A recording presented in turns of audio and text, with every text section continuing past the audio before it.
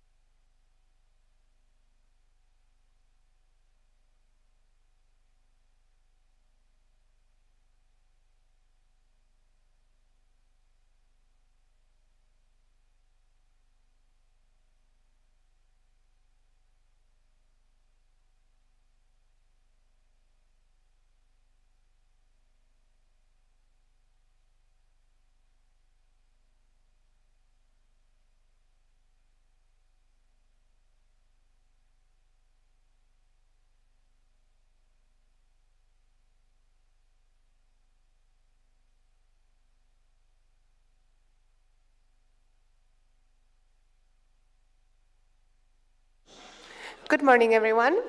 So, welcome to the second day of NA Hrad 2023. I'm sure everyone got loads of sleep last night. Amazing. So, let's start with a presentation by ESN CU Prague on Erasmus in schools best practices.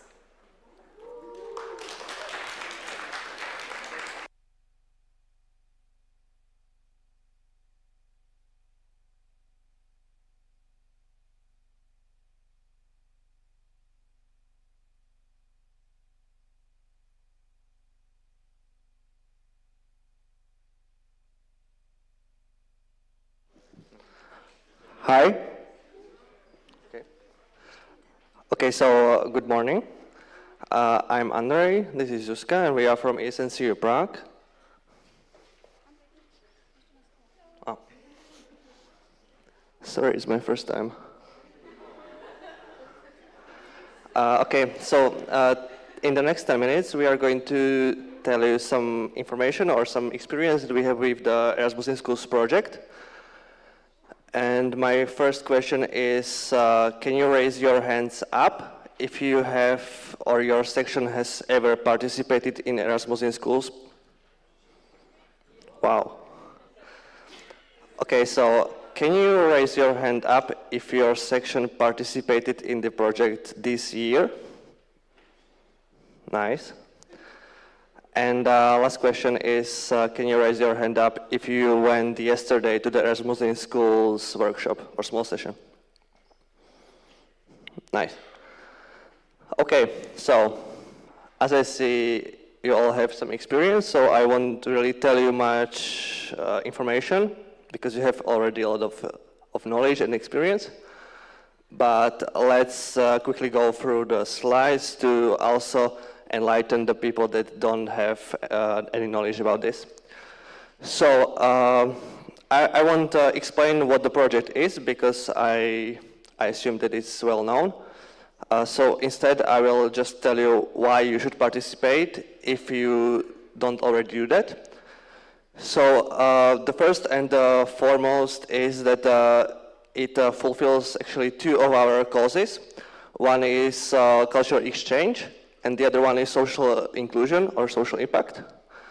And from my point of view, those two are like super important. So if you do that, it's a very great promo for your section. And you can tell to everyone at your university, to your friends, that you do this awesome project. And it's also a project which is very easy to organize. Mostly because students who come to the Czech Republic, they actually want to participate in this. That's quite an exception because there's no alcohol included. And many of you have Faculty of Education. I think that I checked on Tuesday and it was like 7 or 8 universities.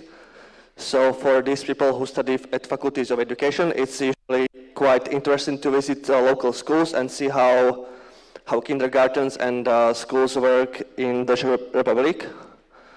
It can be some general visit, or it can be specific subject lesson visit. And they're always thankful for this.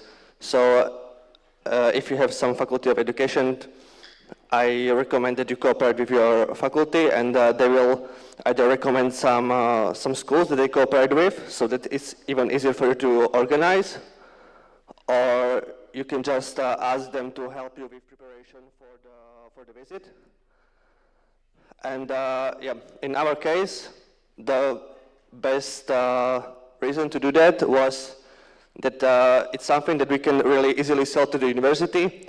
So if we ever want something from them, or if we want to present ourselves as a responsible and good partner, we can just show them the photos from the visit.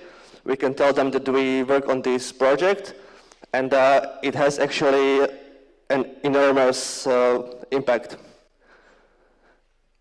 Okay, let's go next. So if you don't participate in the project, let's get some steps on how to start with the project. So at the beginning, you have to find somebody from your section who wants to organize this project, or like who wants to participate. I recommend that you find a separate person, because it doesn't look like time consuming. But since you have to go to schools with students, it takes actually quite a lot of time. And it doesn't even have to be somebody experienced, because this project is not tied to any ESN knowledge. So if there's some new member that you want to include, just try to offer them this project. And when you have this person, all you have to do is to contact local schools. It can be schools in your city, or let's say 30 minutes from your town.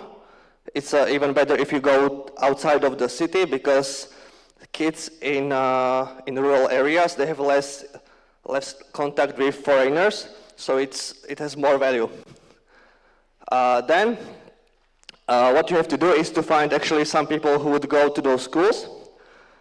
That's quite easy. You just, let's say, you share posts on your social media, and usually if you do it once, many people sign up, so it's very easy. Then you have to find some common ground on who goes to which school, and when they go there. That's actually the most tricky part, because everybody has different schedule. Then it happens, and then you just profit. So, yeah. So it's actually really easy to organize. Even I managed to do that, and I had literally like 0 time to do that. And it's very nice. I was there yesterday, and the kids are actually nice, which I didn't expect. And yeah, so you will end up with a very nice feeling that you are making some meaningful action, while you also help your section, help exchange students, and help local students. So if you are worried or afraid to do that, just try to contact 1 or 2 schools, and then it will just start, and it's really like nothing. So don't be afraid. We have some. Okay, so we have only 3 photos of the 4. But yeah, so as you can see, we have some photos from previous years, some photo from this year. And the kids are always very interested in whatever the new person in the classrooms has to say. So it doesn't really have to be any interesting presentation. The fact that they have somebody from other country in their lectures is the most important for them. So even if you talk about how rabbits breed to the first graders, they won't understand anything, but they'll be super happy that they have somebody new who says something, and it's a really great experience for them.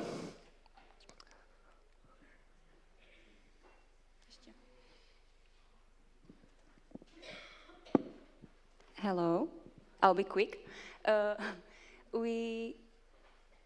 You can see some points that we think are important in what you should and shouldn't do. So the first one, the most important one, is to talk about it. So as we are doing now. Then make sure you have enough time to prepare everything, to like organize it. Then, as Andrei mentioned, it's good to have a coordinator who takes care of this project and cooperates with the university. And it's like really important to cooperate, or like it's the easiest way to cooperate with students from the Faculty of Education. Don't be afraid to contact schools. Like the worst case is that they'll say no, so there's nothing to worry about. And respect schools' rules, because there are like different schools with different rules, so like be respectful. Don't forget to reward participants and write down your experience. And what you shouldn't do is to focus on nearby schools, because there are lots of schools like outside big cities that also are interested in this project. And don't force students to participate, because that's like not really, you know, cool.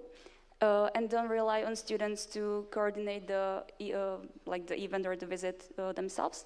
Like make sure, like you don't need to like control them, but make sure that you like are available if they have some questions, or you know, if everything goes well. And make sure that you come with them, so you can like be someone who like is in the middle between the two sides, and don't ignore Erasmus in Schools project. There's also one more thing you shouldn't forget, and that's to bring your indoor shoes. That's actually the thing I learned yesterday, because if you come from outside, you can really wear your outside shoes indoors in school, and you have to go barefoot, which is super cold after 5 hours, or you can change to indoor shoes. So if you ever do that, just this is one thing you should never forget. Okay, and here are some like list of people and like stuff that you can contact if you have any questions, or you're not sure what to do. So you can approach us or Emre or the future social inclusion coordinator. And don't forget to read the Erasmus in Schools guide, which was sent by Emre. So thank you for your attention.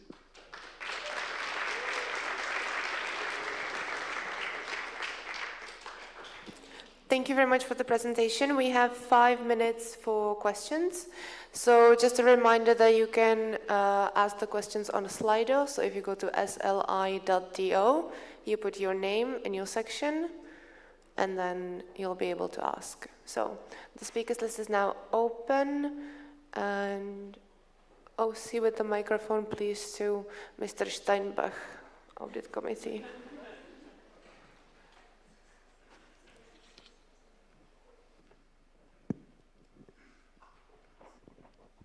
Mr. Steinbach, Audit Committee of ESN CZ. The first name is Jakub, in case you need it for the minutes. Can I ask 2 questions? No. No, okay. One post is 1 question, thank you. So then my first question is, have you ever encountered issues with the level of English, either of the student or like the Erasmus student, or the students that were that were visited by the Erasmus student? And if yes, how did you resolve, or do you have any tips? Thank you for your question, Mr. Steinbach. Well, it always happens that there are some problems with English, because usually you go to like lower grades in elementary school or kindergarten, so kids there are actually introduced to English. And in such cases, it's usually just that the lecture is slower, and the teacher sometimes translates some words. So what we usually do is that the student says something, and then you just ask the classroom whether they understood it. And if not, the teacher just helps them to translate it among themselves. So let's say you call out one student who is, let's say, better in English, and you ask him like, do you know what this word is? And then you just ask like some other students for more words, and somebody has to summarize what the exchange student said. And that was more the case for us in like 1st to 3rd grade, let's say. And higher grades, it's more fluent, but you always have to count with this. Because so what you actually want to do is to to show the kids that this is how the spoken English works, and you just want them to learn to listen and understand as you go. And also, if like the level of English isn't that good, you can also, like the person can also speak in other language fluently, so we can have like a French lesson or a German lesson, so you can always find some, like, you know. And one more thing. Also for the 5th graders, you do different content than for the 1st graders. So let's say for the 5th grade, we had presentation about the country, but the 1st graders had the same slides, but what you did was, do you know what color is this, and so on.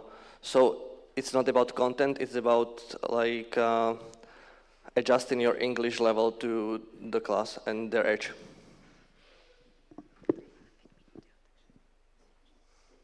A reaction from Mr. Steinbach. Okay, thank you very much for your answers and really good tips. You mentioned kindergartners, 1st graders, 5th graders, so I would like to react with another question. I'm sorry for that, kind of bending the rules. If you mentioned like kids from kindergarten to 5th grade, does it mean it's only for like elementary schools, or like who's the target audience? The target audience is whoever you contact. Like we had visit to the vocational school, so high school, and for them it was like normal presentation. So like it's more about cultural exchange. But for the lower grades, which actually we have more, like elementary schools and let's say first 4 or 5 years of elementary, for them it's more about getting in touch with actual spoken English, and yeah, like there it is different. So it really depends who you contact. We had at least like 20 schools which we approached, and mostly elementary school and kindergartens replied. So that's why we mostly went there. But we also contact like the whole spectrum from kindergarten to high school. Thank you. Was that the second question? No. Okay. Loving the discussion, please let's try to be a little bit more concise because we are really tight on time. I then have Peťa, Valerie, Barča, Jakub, and then a comment. I propose to close the speakers list after these. Are there any objections? I don't see any, so the speakers list is closed. Thank you, and Peťa. Hi, Petra Poláková, ESN CZ. Thank you so much for your presentation. You were sharing with us, with other presidents, that you get credits for the Erasmus in schools. Can you maybe explain, but shortly, what was the process of like negotiation and discussing with the university, and maybe what are the requirements that has to be fulfilled to get this credit for the project? Yeah, so to be more precise, this course at the university starts next semester, but actually the process is super easy because what you have to do is to just contact dean or pro-dean from the Faculty of Education, and you tell them about the project, and then you basically have to say nothing, because when you introduce the project, they are so excited that they actually complete your ideas, and I only had to say that we want a course for both exchange students and also coordinators, that when they fulfill some conditions, they get some credits. The course is voluntary, so it's those free credits you have like buffer in your degree. And it's not like exam course, it's just you have to fulfill the, oops. You just have to fulfill the conditions and you get the credits. And yeah, so you just say this, you have to formalize like which are going to be requirements, but that's usually done by the faculty because somebody has to guarantee the course, and that's the person that actually specifies like which are the requirements. So we basically had to only ask them to create this course. It's not like compulsory, so it's very easy, and they do the rest of the work. And we just have to say, yeah, this sounds good. Thank you so much. Thank you very much. Valerie, ESN Muni?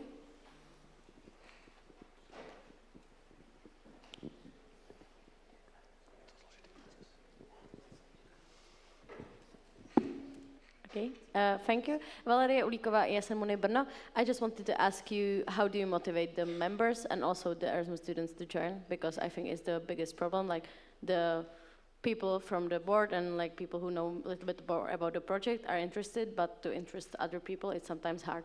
So what do you do to motivate them? I think in our case we didn't have to motivate because people were excited about this. All I did was that on our section meeting I presented the option to be Erasmus in Schools coordinator, and 2 of our members actually asked me to be those coordinators.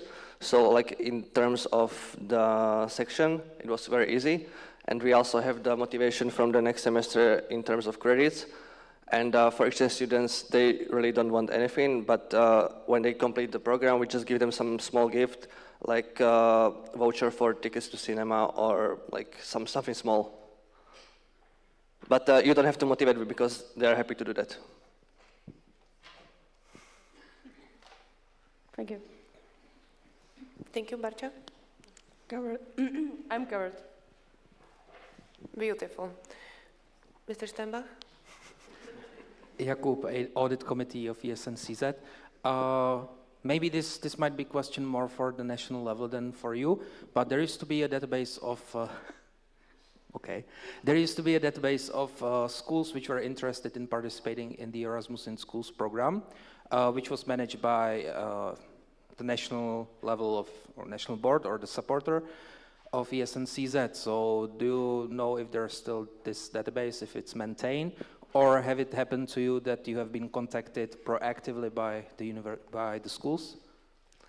Yes, I know that it exists, and there are approximately 18 rows of schools, of which I think 14 are from us. But yeah, this is very nice, but I think it is not really necessary because every section just needs to coordinate by themselves. And if I'm from Prague, I don't really need to contact any schools in Brno or Ostrava.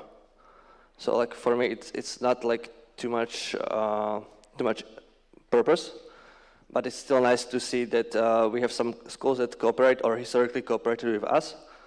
And when somebody wants to start from our city, so it's mostly for Brno, Ostrava, and Prague, then you can just have a look and contact those sections who have contacts there at the school to help you join. There is a reaction from Peťa.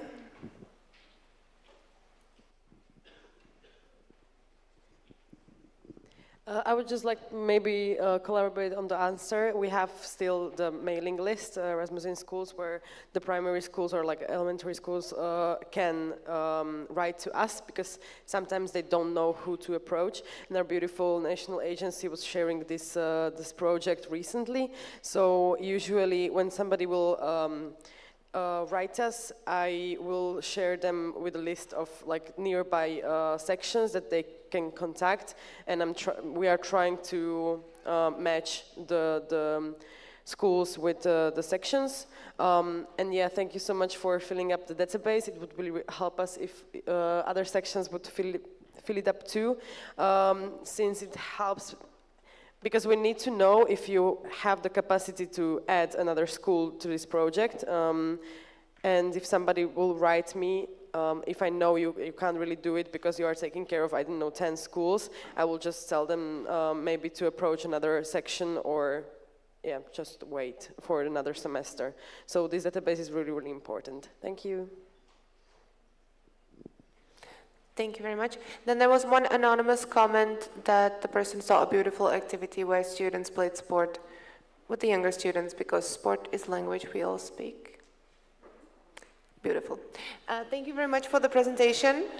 And the next one will be by our alumni Zdeněk.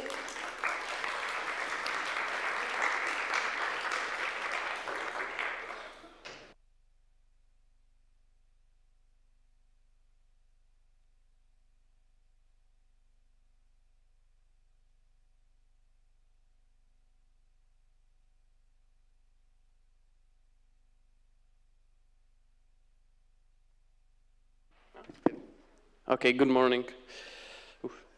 So My name is Deněk Hanzal, and I'm here to talk a little bit about a program that I'm facilitating, and it's called Erasmus for Young Entrepreneurs.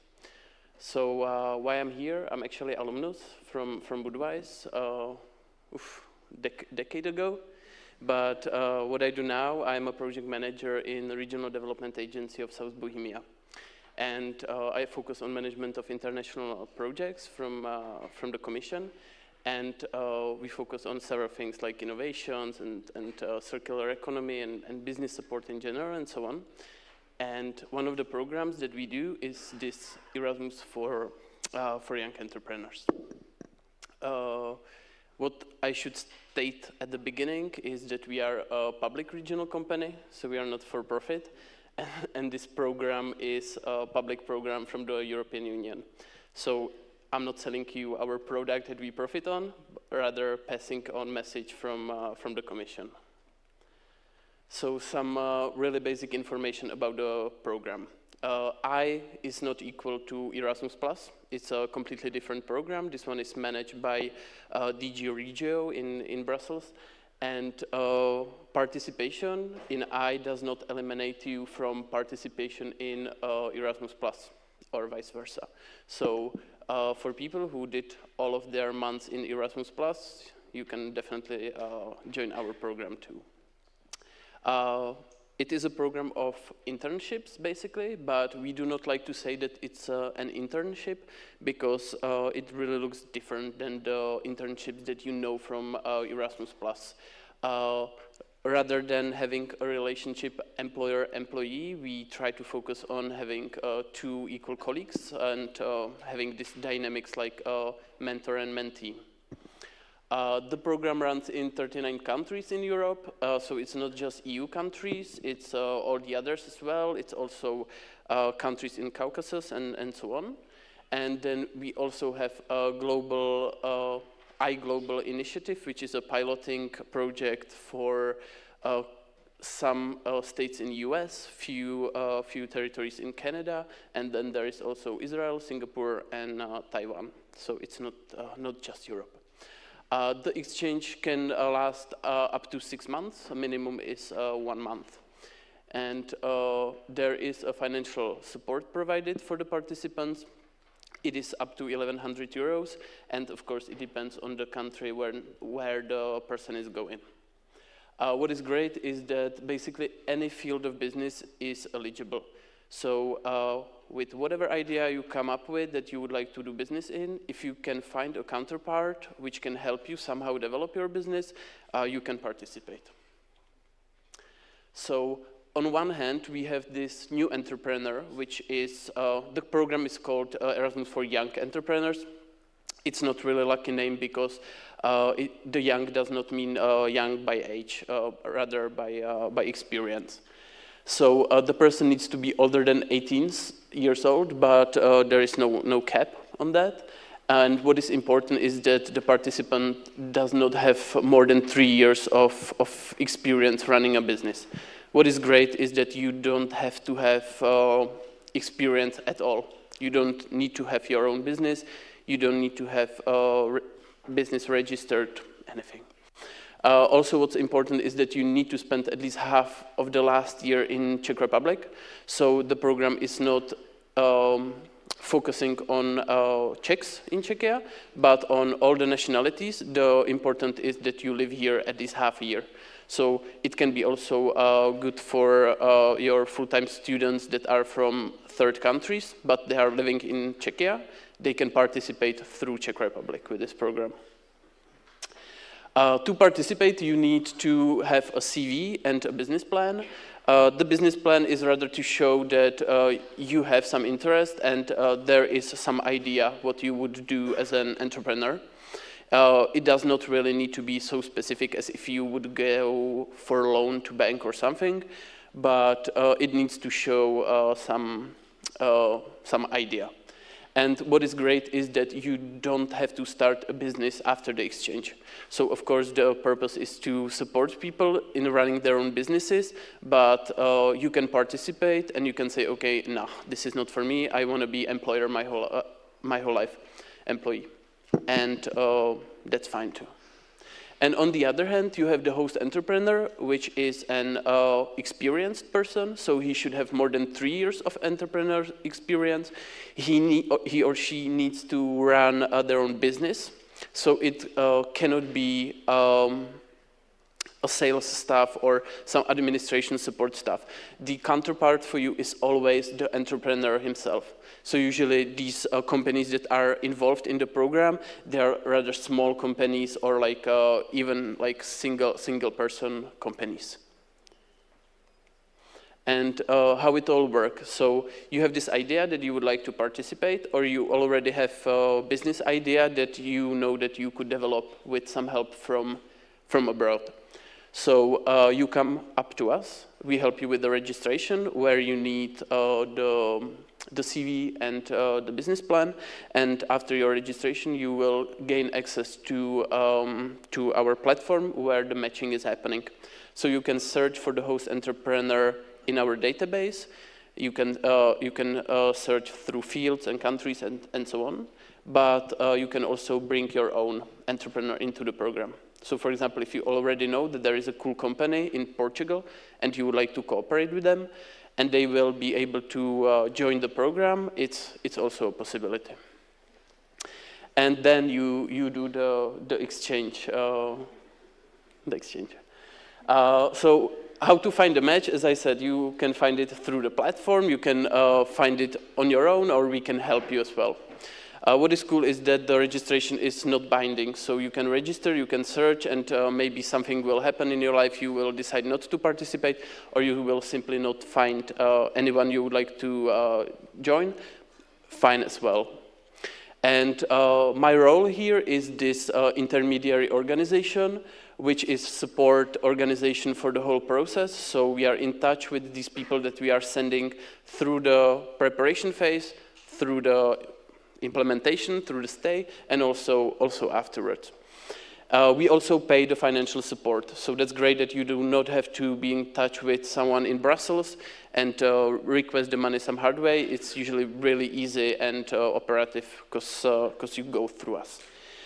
And we represent the person that we are sending away, or we represent the entrepreneurs that are accepting people from abroad. And on the other side, you also have this kind of organization. What is great is that there is a really small level of bureaucracy.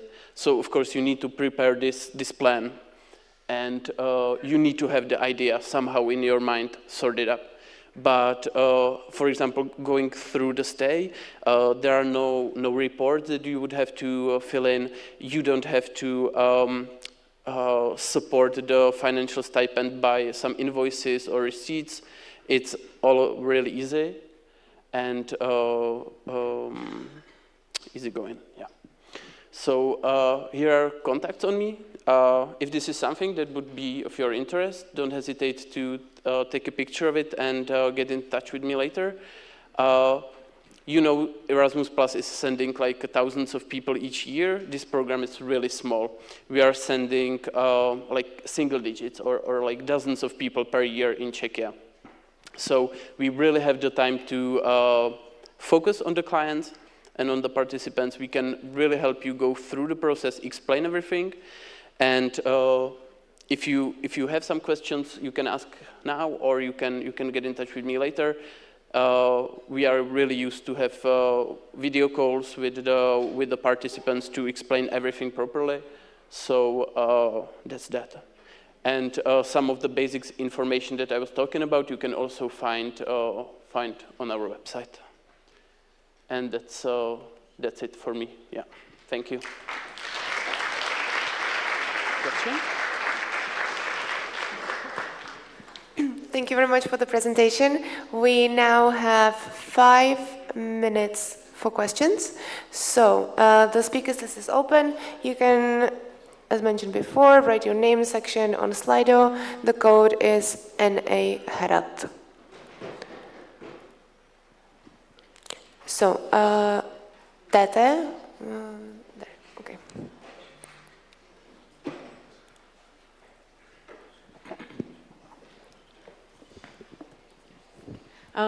TT, Tereza Karlecová, ESN alumna. Hello, Zdeněk. Thank you for the presentation. My question is if you could share an experience of someone successful who then developed their projects and businesses. It can be your story, if you also have one, but it can also be someone else. Thank you. Yeah, I can't really participate in the program, but what is great that we have really various types of people that participate with us. So it's like the most basic that people really just want to go for exchange, so they prepare some, let's say, easier business plan. A lot of them are in services like tourism, online marketing, and etc. So it's quite easy to imagine. But then we have more complicated ones as well. So we were sending out a guy who is focusing on some like biochemistry something, and there was only like 5 facilities in Europe that could really help him. So it was really specific to find something like this. But just to give some concrete example, we had a girl, she was a photographer, already with some experience from the world, and she really wanted to join this photographer in Italy. And he didn't really want to accept her because he did not have the budget to pay her, but she talked him into joining the program, and thanks to the program, she had some financial support for her stay there, and he was able to accept her. They were working on some big event and some like smaller parts as well.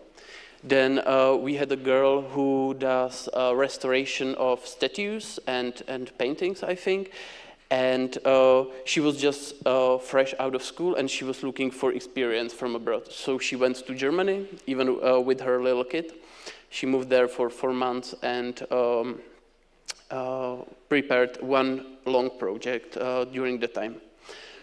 What I can mention, and what I forgot to mention, is that it's great that this host entrepreneur should be also able to show you the single aspects, what he's dealing with as entrepreneur. So, you know, like HR, accountings, some IT stuff, all these like everyday aspects, because you are suddenly not a person that is doing some like copies, or you are not digitalizing the archive, but you're really in touch with the entrepreneur, and he helps you to really gain the experience. Thank you. Then we have Barča, Peťa, Kuba. I propose to close the speakers list after this. Are there any objections? No, the speakers list is closed. Thank you. And Barča, please go ahead. Barbara Králíčková, ESN Brno. If I'm not mistaken, you talked about that it's called, there's the word for young entrepreneurs. Is there any discussion about changing the name? Because you said it's not just for young people. So to make it more inclusive? No. I have to say that the level when these things are decided, it's directly at the DG Regio in Brussels, and they are focused on these periods of 7 years that basically copy the EU budget, and even discussion about some smaller things in the project, they are really hard to get through. And changing the name, it is really, for me, it was really weird that they had to brand it as Erasmus, because yeah, it looks like Erasmus, but if they wanted to distinguish themselves, they really should have used a different name. However, after 12 or 13 years that the program is running, they already established a little bit of the brand, and I'm sure that they will not want to change it. But yeah, first thing that I'm explaining usually is that it's not Erasmus Plus, and it's not just for young people. Thank you very much. Peťa?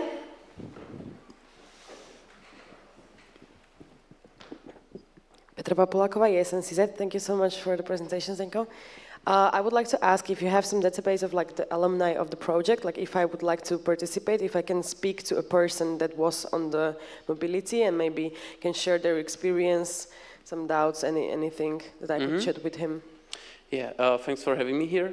And yeah, there is a kind of alumni network, but it's rather inactive. However, if you would be interested in that, I can definitely get you in touch with some of the participants that we had directly here, or even we can find a field that is of your interest and try to find past participants so you can discuss with them like some more specific questions about your field in general.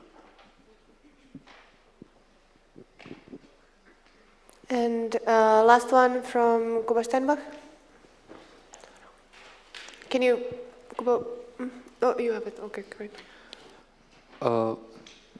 Kuba, Audit Committee of ESN CZ. Thank you for your presentation. I would like to ask about the definition of years of experience of entrepreneurship. I might have missed it, but I think it hasn't been mentioned. How are the years of experience calculated? Does it mean that, like, does it consider self-employment or only like owning a business? This is a little bit tricky because we usually go through the registers. So if you have your business number, we will find out. But we also rely on honesty of people a little bit. And for example, if you had your like single employment hustle business during university, and it was like this Schwarz system almost thing, usually it's something that we do not really consider because you were not able to gain the entrepreneurial experience and skills. So that's something that would not eliminate you. However, for example, if you have your own business in agriculture for 5 years and suddenly you decided to switch it to tourism, that's an issue and you cannot really participate. So it's always really specific, case on case, and the best thing is to consult this with us before if you are eligible to participate. But in general, we are able to argue that yes, this person already have his registration for 5 years, but he was not really entrepreneur. He was invoicing just one person all the time, and etc. etc. So it's doable. It's possible. All right, thank you very much. That's it? Thank you, that's it. Thank you I'm going to be here probably until lunch, so if you are more interested about it, reach me during the coffee break or after. Thanks. Great, thank you.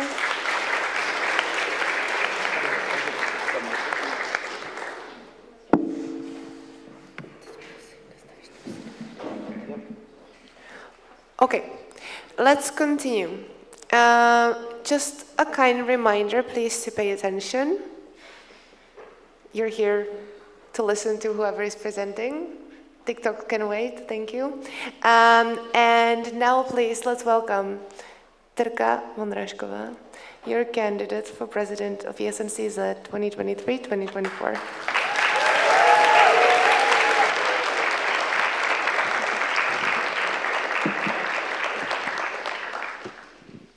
Hello, can you hear me? Yeah, okay. All right, so, okay. Hello everyone, for those who don't know me, my name is Tereza and I'm here to present my candidacy for the president of this network. Yeah, you can see me here on the picture. This is Bailey. She looks a bit abused on the picture, but she's not. She's fine. She's. My home section is ESN CU Prague. I've been there since 2018, so quite some time. And during that time, I was a secretary and I was a president for 2 years. And the past year, I was President's community manager, so I was in the supporter structure of the NB. And well, after this, I thought, well, what's left? What can I do? So maybe it's time for me to leave ESN. However, every time you think that ESN has other plans.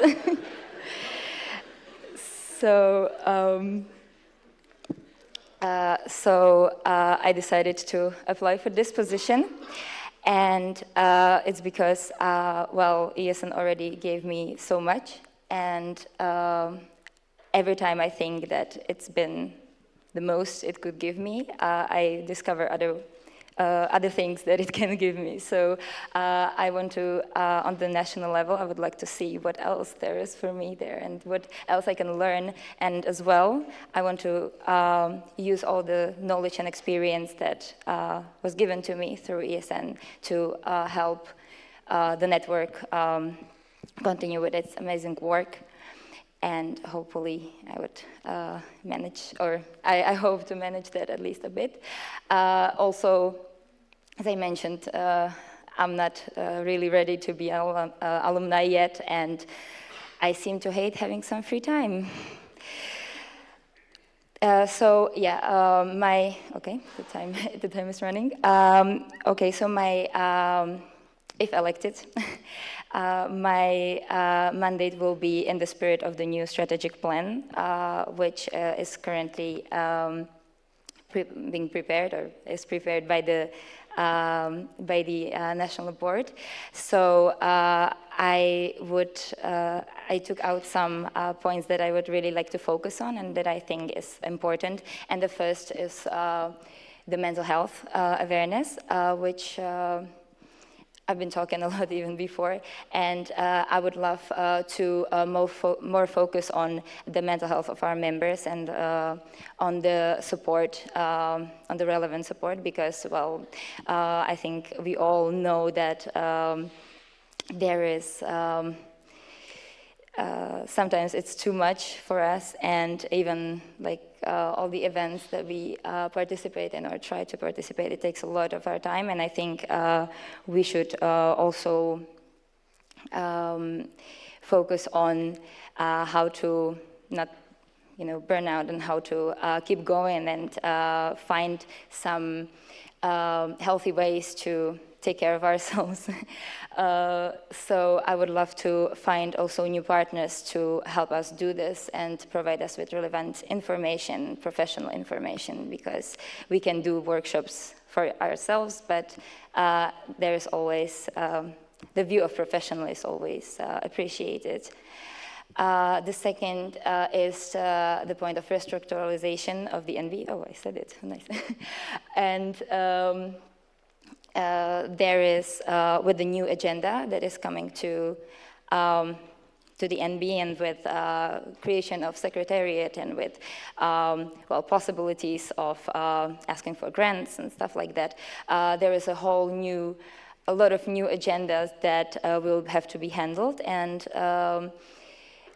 I believe that the agendas of the NBs are already well packed, so maybe we can think about adding a new member to the NB, also to adjust the supporters' positions for maybe better correspond with the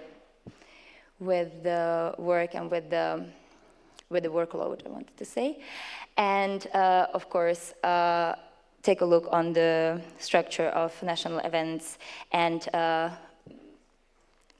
try to adjust them to better correspond with the needs of our members, which also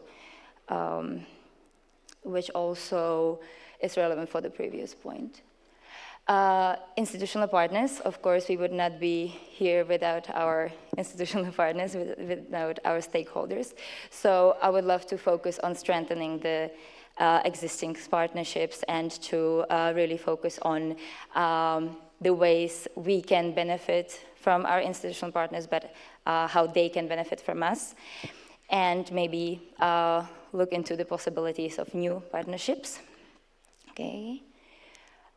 And well, my beloved PvP community, sorry, is definitely something that I would love to focus on, which I do now and which I will love to in the future.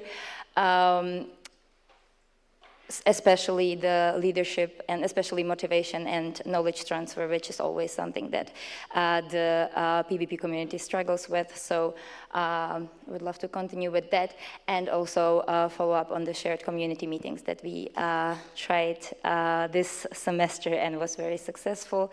So through this,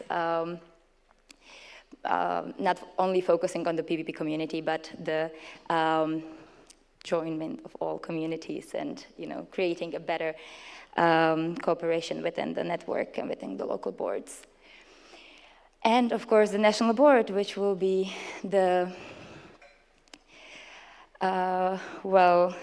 crucial point, and which I hope will cooperate well, and I will try my best to create an environment where we will be feeling good and where we will be able to help each other and not be ashamed to ask for help. I'm coming to an end. And also, of course, to create a structure of motivated supporters who would help us move this network a little forward again. So yeah, the time is up, so time for the questions.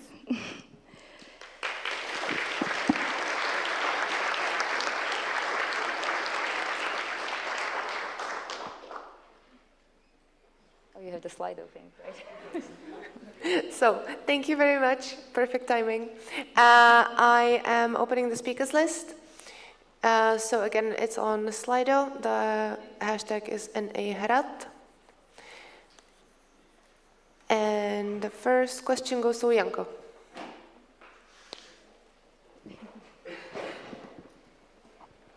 Hi, Jan Koštevkovič, ESN CZ. I would like to ask to the topic of mental health.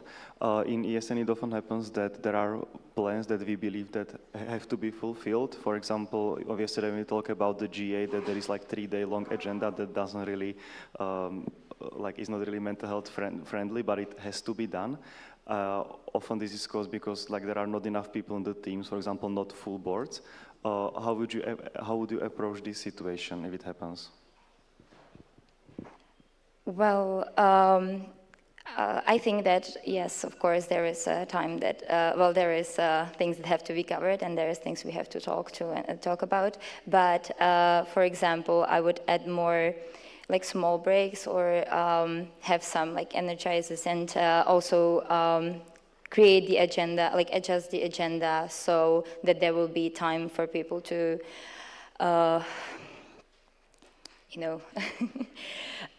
take a walk or whatever. But I feel especially with the GAs, I was not there, but I think that it's a very, very, very packed thing, and maybe the organizers should think about making it maybe longer, but not that packed, for 4 days or more, to create, to add some activities that would help the people for, I'm not sure if I answered the question, but... Can I elaborate on the question?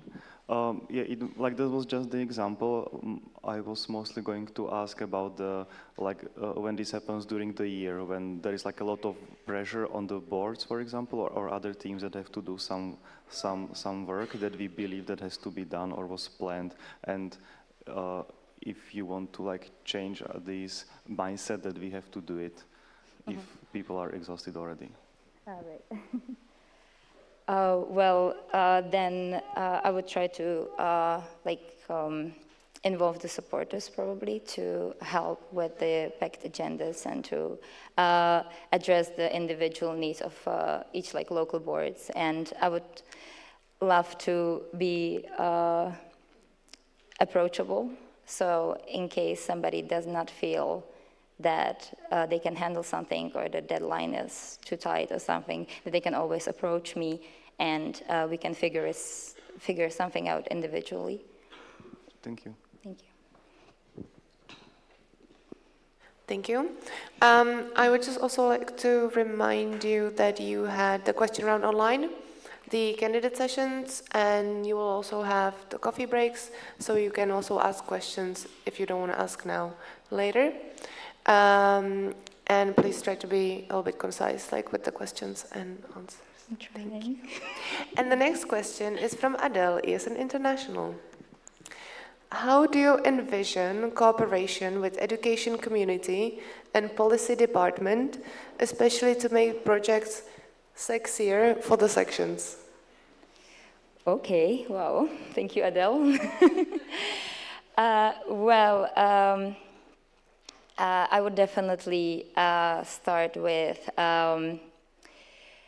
negotiating or like discussing this topic with the education committee and with like members to see how to or find ways to advocate for these projects and to like give them better to the sections. And I believe that they have some really good strategies that we can use and implement.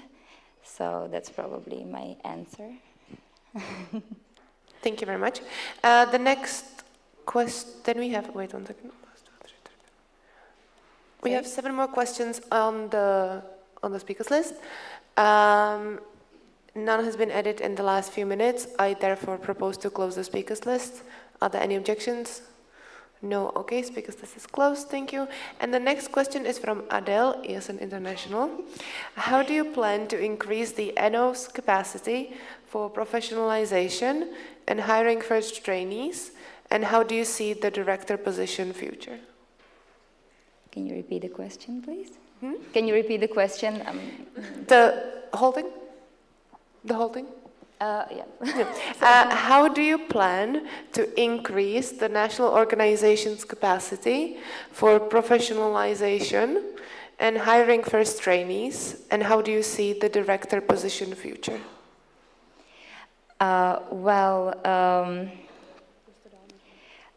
I would definitely try to find partners that would help us with this task. And I will do, well, through interns that will be possibly in the secretariat, hopefully. We will together, hopefully, create some plan on this matter. I'm not sure if, Yeah, thank you. Next question is from Peťa, ESN CZ.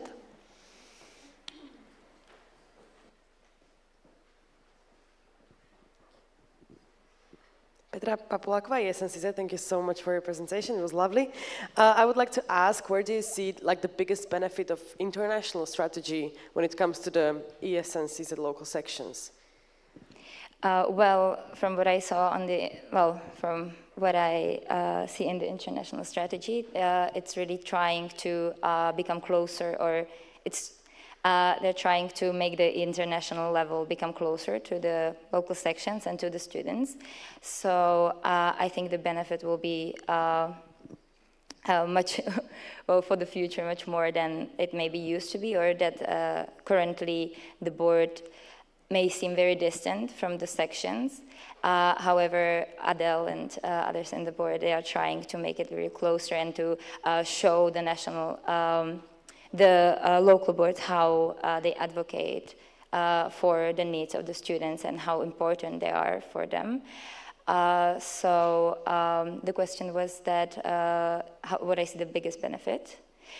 Well, of course, the advocacy on the European levels of education, yeah. Thank you so much. Thank you. Next one is Tete.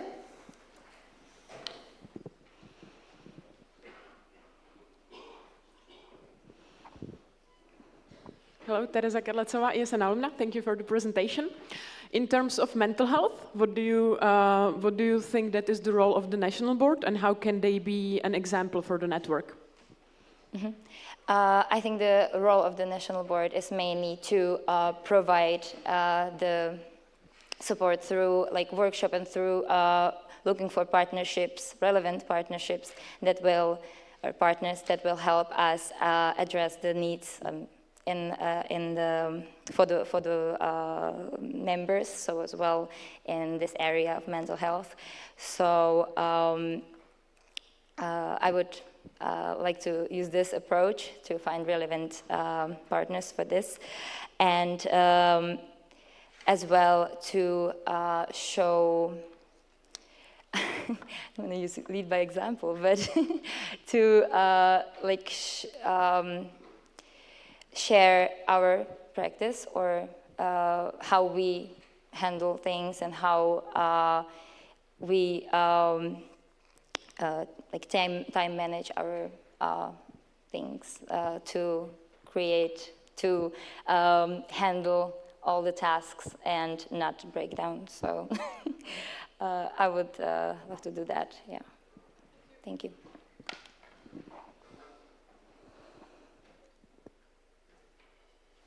Thank you. Next question is from Filip from ESN Austria.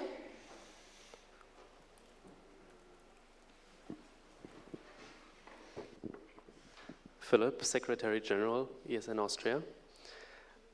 How do you envision to achieve sustainable succession planning, as there are several open positions on a national level already and only few applicants on the other positions?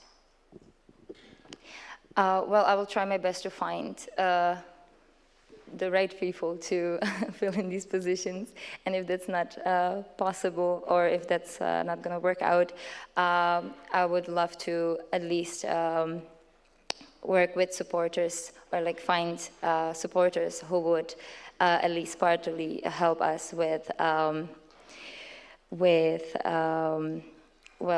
the agenda, and I hope that the national board, as it will be, will work on spreading the agenda equally between ourselves, or between themselves, to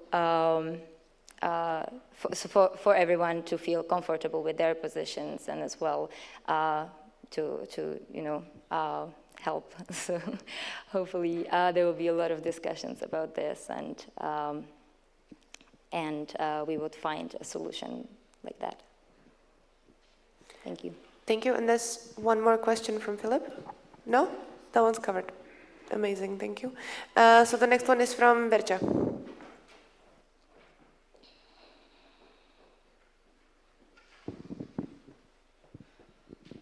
Veronika Rojeva, ESN CZ. Thank you so much for your presentation. I would like to ask you, what do you think are the characteristics that should possess good national board? Thank you. I believe the good national board should be approachable, that it should be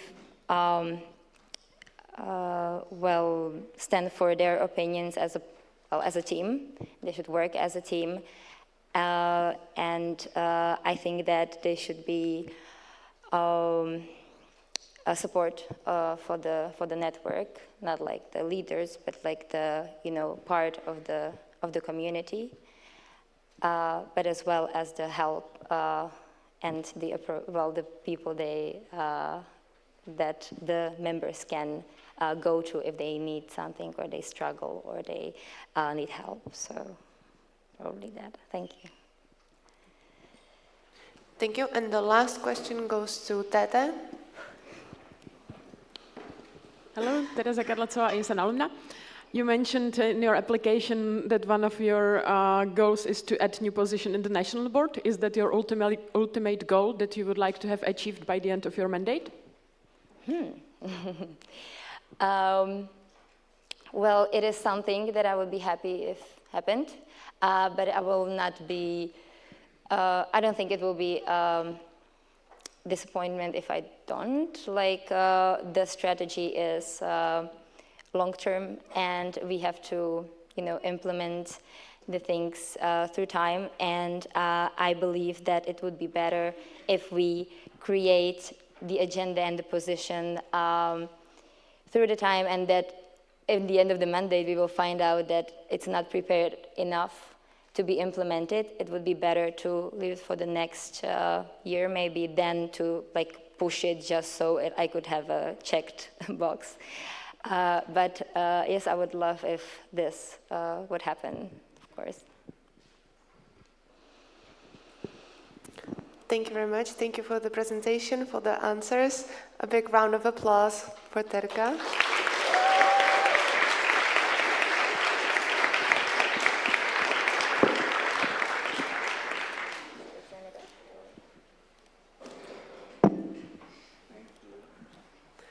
And it's time for another candidacy, this time for the Vice President of ESN CZ 2023-2024. Please welcome Přemysl to the stage.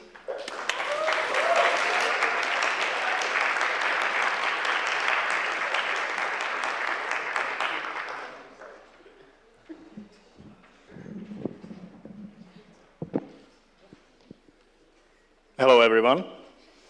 My name is Přemysl Pilař, and I'm running for Vice President. And I have a very sad announcement. This slide won't be there because I cannot make it in time. So I'll give you brief answers. Yes, it's very unlucky, and well, it's hard on you, yeah. So who I am or who I was. So I'm a data engineer, which I believe helps me greatly in technical insight into data, of course.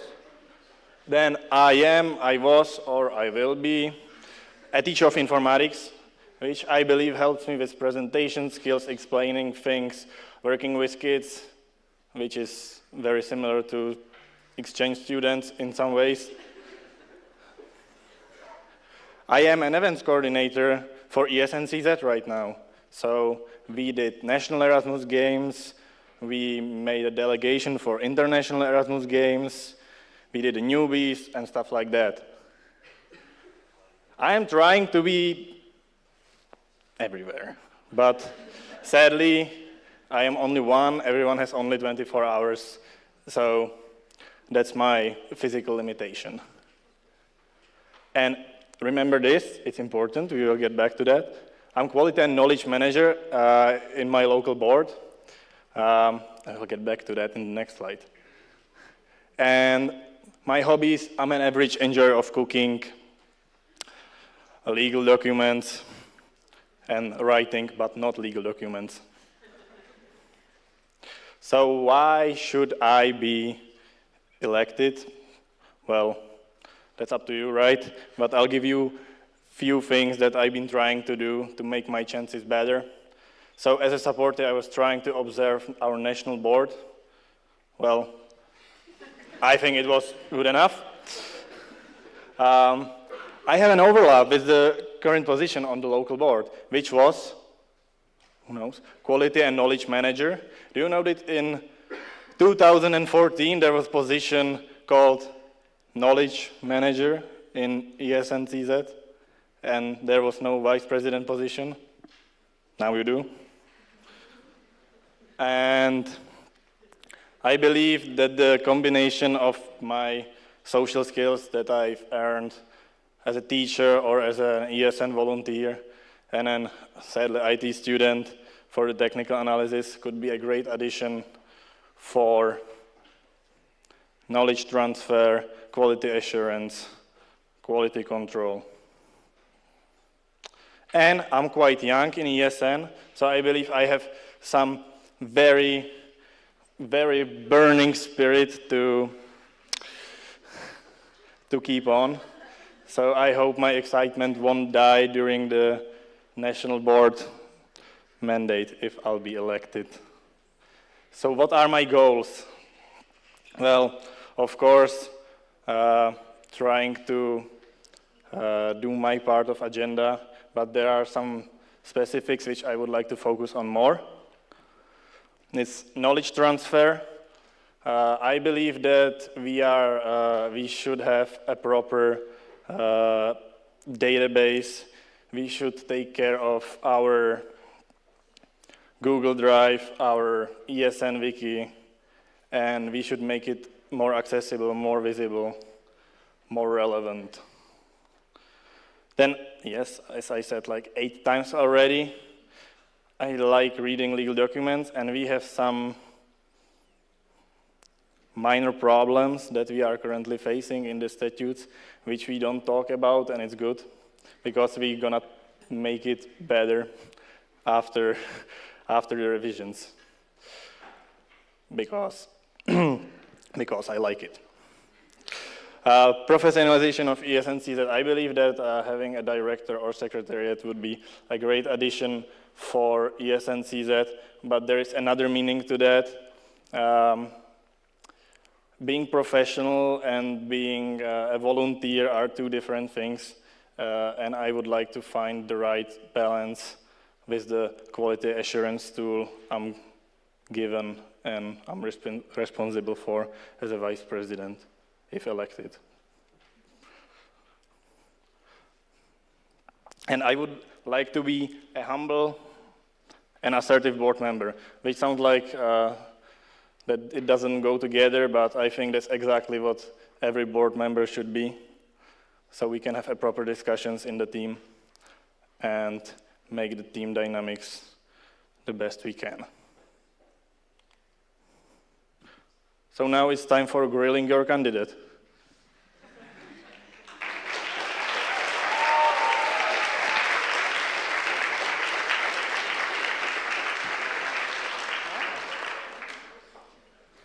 Thank you so much for the presentation. The speakers list is now open, and there are already questions coming in. First one is from Adele, ESN International. The question is, NOs are slowly starting to revise their governance system. How do you plan to approach this in ESN CZ? Okay. Thank you for the question, Adele. I hope you are enjoying International Erasmus Games. I hope our delegation is not causing any troubles. It's a hard question to answer for me, since I don't see how exactly our board works right now. I remember when we had last year, when there was a report of tasks done, that the president had by far the most tasks, so a redistribution of agenda would be in place. Of course, the national board structure can be changed. There are already some plans, as we heard from Terka. There are other plans that we will probably hear in the next presentations. So we can have, for example, in ESN in different countries, there is events manager in the board, there is secretary. There are multiple vice presidents. If you look at the international board, we have vice president for development and vice president for governance. So there is a lot of space to redistribute the task, add positions, rename the positions, so it causes less confusion. So I think, and of course, I cannot do it alone. We need to vote on every change in these.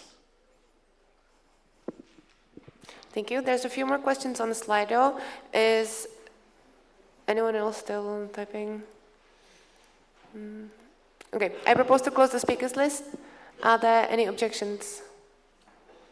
No, the speakers list is closed. Thank you. And the next question is from Miška Horníková. Miška, Audit Committee. Thank you, Přema, for your presentation. It was really nice. And I have a question on you. More and more institutions are approaching us with establishing new sections. The question is, how do you plan to help these universities with creating new student clubs to ensure they can join ESN within 2 years framework? Thank you. Okay, thank you for the question. First of all, I would like to mention that it is very hard to start with these clubs, and it should not be our main goal to start in the university. I think our goal should be to improve the clubs that are already in place, that are taking care of exchange students, and if they would be up to it, and their universities, we should help them to meet the conditions that they need to fulfill to join our network. We should communicate with them and their universities to help them, to give them our knowledge, and in the end, it's not just founding a new students club. Thank you. Thank you very much. Next question is from Štěpánka Prokopová.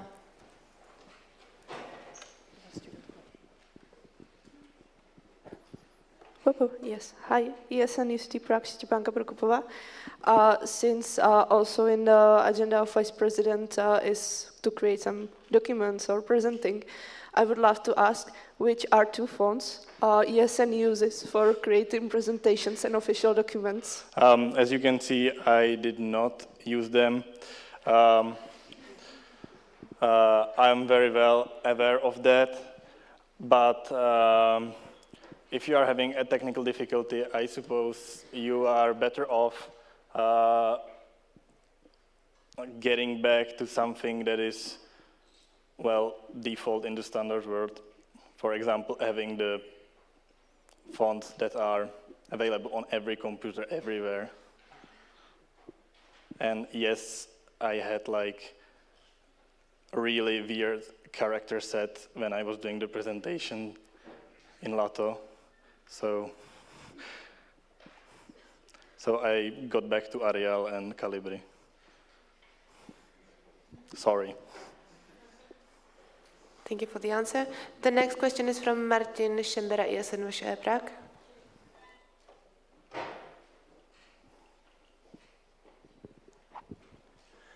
Thank you for your presentation. You said you observed the current national board. Was there a thing where you thought, oh, I would love to change that in my mandate, that you saw something which was like, I wouldn't say done properly, but you would love to change that, something specific?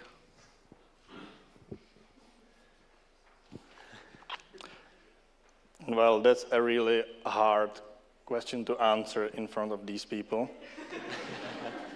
What I was thinking, we should, I mean, of course we tried, but we should try even more to have our board more transparent. Because even though I was trying to get to know the information to be a proper candidate for vice president, sometimes it was hard to find those information. Sometimes it was hard to see what actually the vice president does, because the agenda is like passed all over the place, because there is a lot of things to do. So I would like to be more open, even though we had like a public or like calls open the whole network, but even though I would like to do that. Okay, thank you. Thank you. Next question is from Filip, ESN Austria.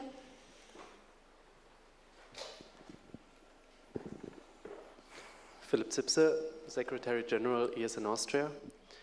You spoke about government's legal flaws, etc.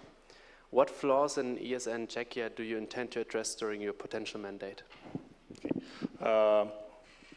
So there are a few. We are fixing the English version for first, but it's not relevant because it's not the official version.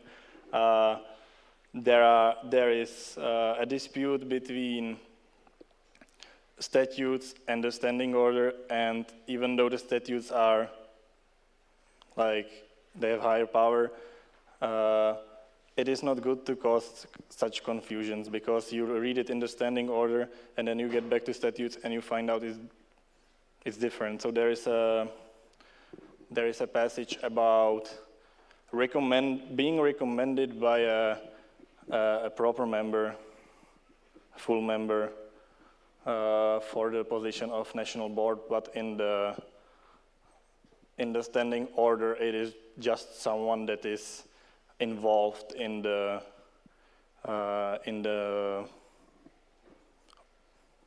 organization of international level, national level, or local level. For example, that's one of these things. There are more things, but I think it's quite short time to get them all. Thank you very much. Next one is Barča, ESN Brno.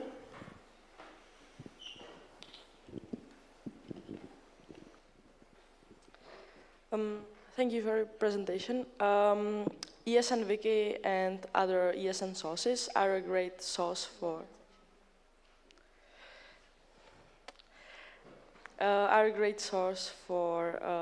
sections, but sections in general don't use it that much.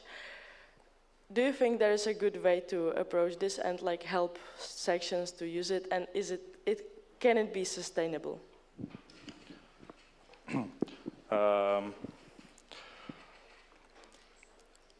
well, my point of view, why it isn't used that much is in some sections there are already like their own guidelines and structures. For example, we have in ISC a wiki, a Google Drive with a lot of cookbooks and stuff like that.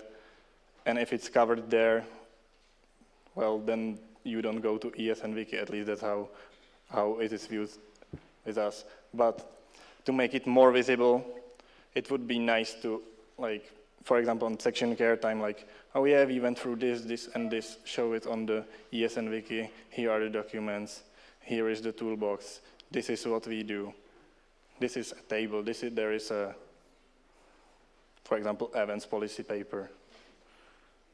So. Yeah, I have a bit of reaction, if I can. I think there is like the flow of people in ESN, it's really fast, so people might not realize there is ESN Wiki that much. But it can, in certain cases, it can be shame. Like, because there is a lot of knowledge there already, and creating national database is great, but there are already sources that contain a lot of information. Yeah, for this, the average lifespan of ESN is quite short. There are people that are way longer here than they maybe should actually be, because, you know, you study for like 5-6 years usually. But yes, as I said, we have those databases on local level which are more relevant. We have people to ask, but there should be some official guidelines to follow from national level, which of course is not made by national level. It's made from all the alumni and local board members and all members. So. Thank you. And the last question goes to Pavel Kříž.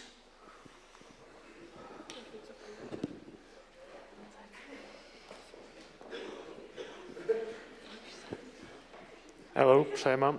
Pavel Kříž, ISC CU in Prague.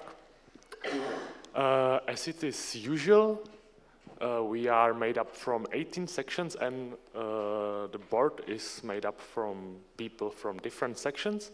And every these people from the sections are bringing something specific that they learned, or the style that they got in the section. What specific thing or characteristic do you bring from your own section? And you want to bring up to the national board? Thank you, Pavel, for a serious question. I'm really glad that I can answer that. Well, for any other national board, it might not be a real addition, but right now, since there was amendment that was being approved, I think I bring to the national board an insight how it works. Of course, we have another ISC member that would like to run for the position. The insight how it is in ISC about ESN and the ESN brand. So I think that's a good addition for this national board. But, well, yes. Okay, thank you. Thank you very much. Thank you all for your questions. Thank you, Přema, for the presentation, for answering the questions. A round of applause, please.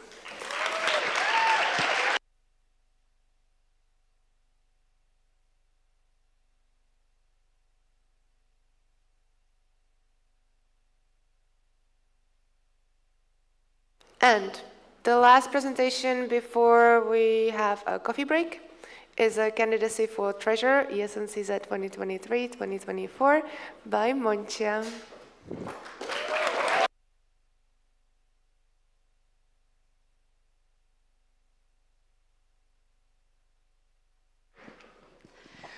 Good morning, everyone. My name is Monika, and I'm standing here applying for the position of the treasurer. So let's start. I'm Monika, I'm 24 years old, and I study VSE Prague International Relations. And I somehow found interest in finance, and yeah, it got me here. And I'm from section ESN VSE Prague, and also the section X treasurer. Also, at the moment, I'm not in the section active a lot, but I'm more active on a national level, so I'm alumni coordinator of ESN CZ.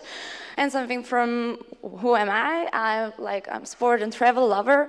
And also, I would like to mention that during my mandate, I'm also going on Erasmus to Portugal next semester. That's so. And why me?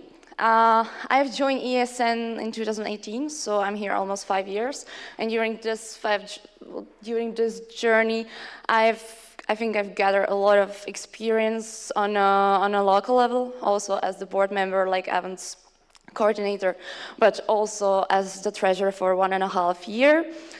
And when I got bored in a local level, I said yes. So last year I went to the national level. I was interested in get deeper knowledge, and I became the alumni coordinator. So some of you probably got in touch with me because of mentoring program. And yeah, it also got me thinking about this position, about the national board, because I got more in contact with the national board and also with the knowledge and with the people there. And I would say that with this position, I've gathered experience for the treasurer and as the local section treasurer. So I have I believe I have the skills I would have for the treasurer, like being precise, reliable, and organized. Maybe sometimes too much organized in some way. So I think it's good. Just shortly about me and the events I've attended, I try to be this year, to the National Assemblies, not only participant, but also OC or head of OC. The summer team buildings, also some international events like EGM, and also being part of OC of Newbies event or in a content team of the community meetings. So this year, I've really tried to be seen and to really cooperate and get knowledge from everywhere. And now about my goals. I have six goals I would like to mention. So firstly, about some financial stability. To keep the finance and optimize in an organized way. Also keep it transparent and continue with the transparency is it now. And prepare the annual and present the annual budget to the network, but also prepare the small budgets for the events we have during the mandate or during the year. Also, second goal is the new sources to try to find new sources of income to continue with the idea of the national event, of the Czech national event, and to really kick it off with the small steps, but to kick it off, and also as the grants to find the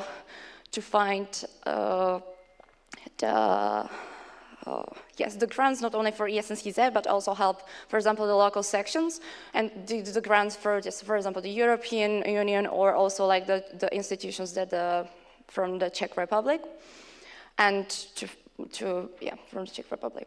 The first point I have here is the closer, or the goal I would like to focus on is the cooperation closer with the partnership manager, if there's any. And to optimize together the current partners we have, to maybe enhance them, we'll see, and also to find new commercial partners, but not only for the commercial partners, some provisions from the provisions, but also some materialistic partners, and to work on it and to find at least one it would be nice to get and to focus on.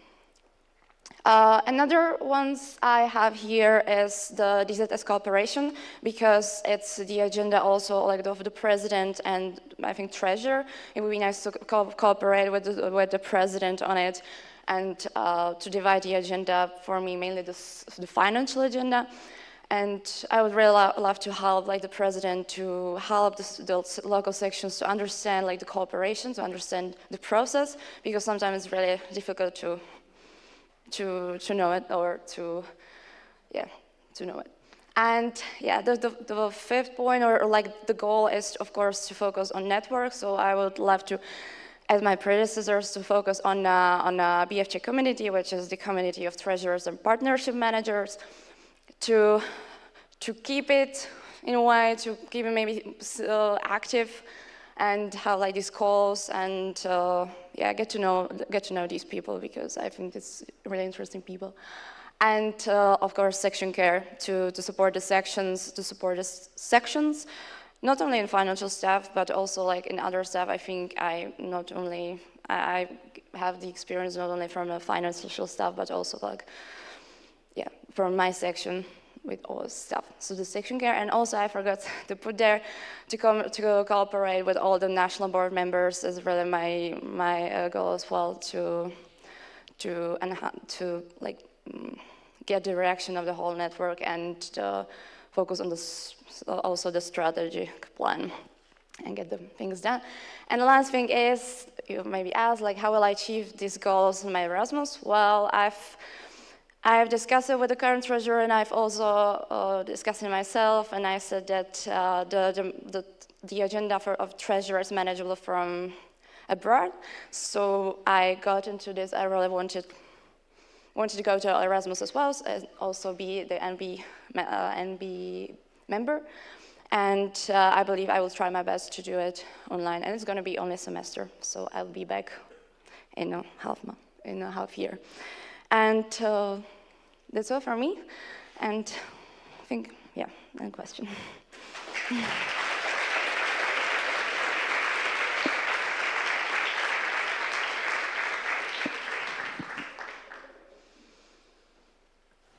Thank you very much, Monika, for your presentation. The speakers list is now open, so please post your questions or your name in the section now. Okay, first one, Adele, ESN International. How do you plan to educate sections on the implementation of ESN card, and what international bodies will you use for it? Well, I was going through some international things like about the ESN cards, and I've realized like really some interesting things about some sheets about the ESN cards. So I think I would use these templates to somehow show it to the sections, because I've never, as the local treasurer, I've never seen these templates. So maybe it would be nice to share it with the local sections in this way. And more at the moment, I have only this on my mind about the international templates. Great, thank you. Next question is from Michal, ESN USB.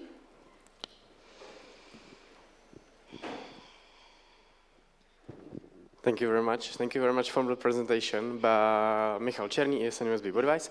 I have a delegated question from Adele, ESN International, because it's quite longer to put it in a Slido. The whole financial ecosystem of the network is no longer sustainable. It is needed for all the national organizations to join forces and help each other more actively. What is your opinion on increasing the membership fee and the ESN card price? Thank you for your delegated question. Yes, I agree, and I agree that the membership fee of the ESN Czech Republic should increase. We're discussing it, and I think like it's the time, and it's like in the time where we are, we have to adapt to the situations we are, like the inflation and something like this. And I stand for it that we should increase at least the membership fee for all the sections, the fixed membership fee. Yep. Okay. Thank you for a concise answer. Then we have 3 more questions in the question round. I propose to close the speakers list. None has been added in the last 2 minutes. Are there any objections?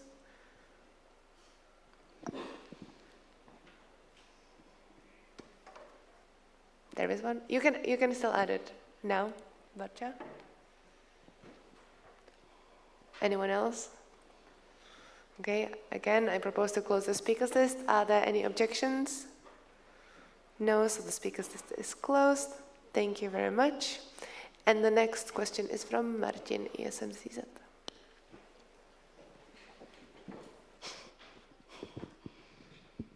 Thank you for the presentation and thank you for the candidacy. It's nice to have a treasure. Martin, ESN CZ, I forgot for that. Yeah, I want to ask, this is like not the question you can answer right or wrong, but I want to know your opinion. If you look at other countries in ESN, our events are very cheap. Like the fee in these years and past few years was about 50, 70 euros. And I don't think it's enough. What is your point, or what is your idea? Should the prices of events increase so they are more sustainable, the events? Also, it will be easier to find OC because often the problems are they don't want to organize it because it would be too expensive. Yes, thank you for your question. Yes, I agree. When you look into another countries, like the fee is about 100 euros for like a 3 days event, and here it's sometimes not enough. And with the money, for example, we also had like the problem to for this in Prague to have everything in the to go into the sum or to the fee we had, and I'm aiming to increase or not to increase, but like to say that it's normal at these days to really increase the this fee, to have a better program, to have like the food and everything, to have really like in a smooth way, and we can do it like we would increase the fee. And I agree with this. And also, as I said, like we have to adapt the inflation and everything. So, economics. And I want to say something, but I think it's yes, I agree. Thank you. Thank you. Next question is from Martin Václavík.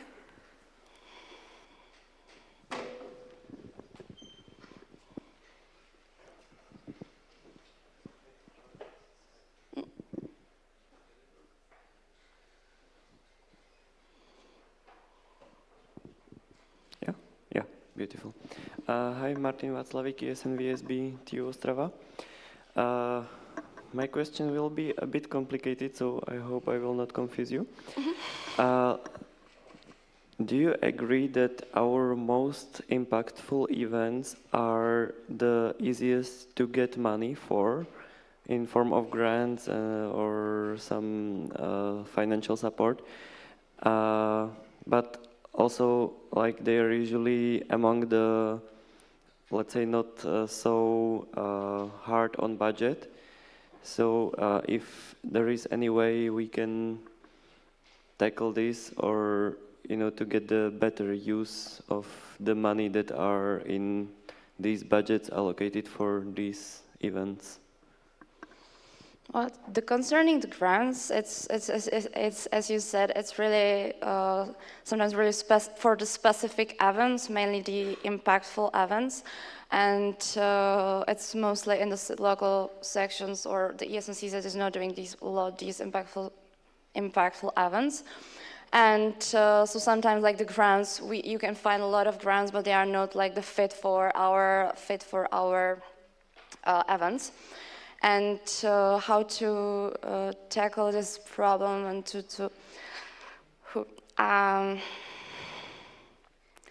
honestly, at the moment I'm not sure how to like the answer. I would probably say to allocate maybe some money from the budget to these impactful things, that if we don't find the money from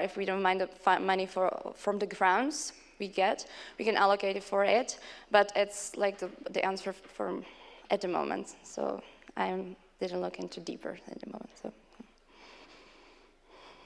Thank you. Next question is from Tete.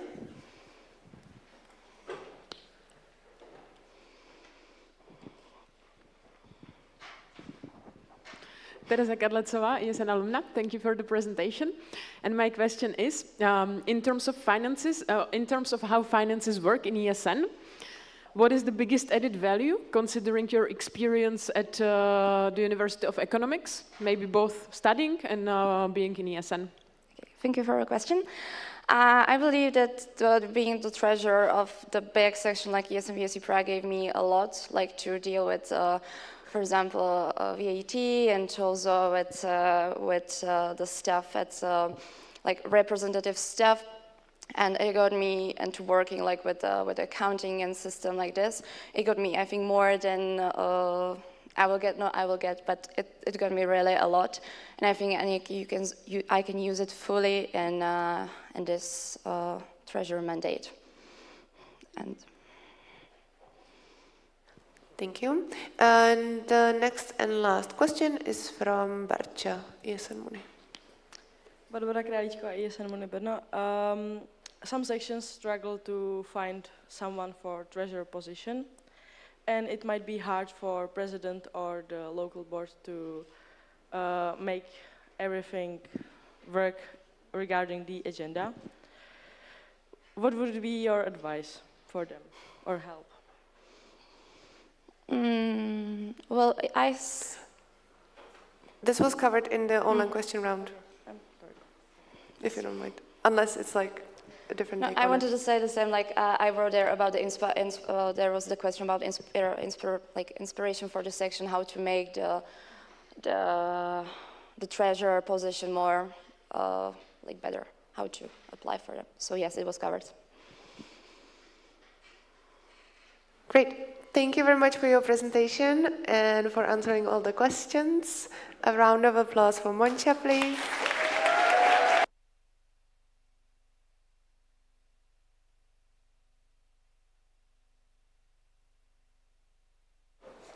Okay, that was the last presentation before the coffee break, which starts now. 1 second. Which starts now.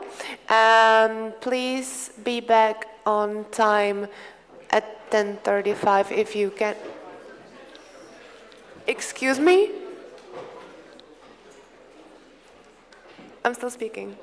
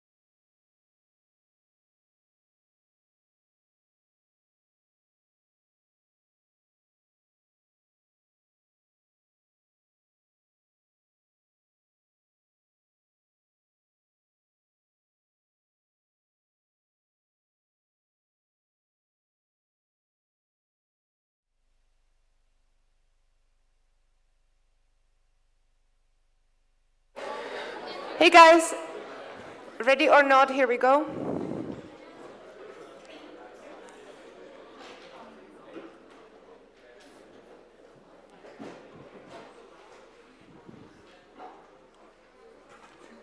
Awesome, beautiful, thank you very much. I really appreciate you all being here back on time. Let's resume after the coffee break, hope you're refreshed. And we continue with the candidacy for Network Manager of ESN CZ 2023-2024 by Daniel.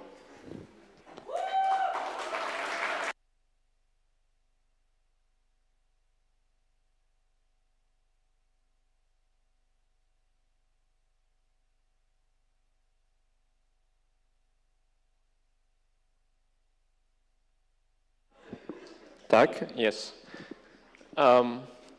Yes, I'm Daniel, for those who don't know me, and I'm candidate for the Network Manager position. So who am I? I'm a student, and I love learning stuff. I'm trying to learn everything. I'm used to it. And why I have the point, I'm always moving forward. I love to evolving myself, and I hope I need to evolve myself because everything is constantly evolving. So our network is constantly evolving, the whole ESN is constantly evolving, so you need to keep the step so you don't fall apart.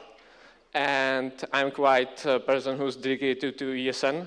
I spent a lot of my time for the ESN last year or half, 2 years.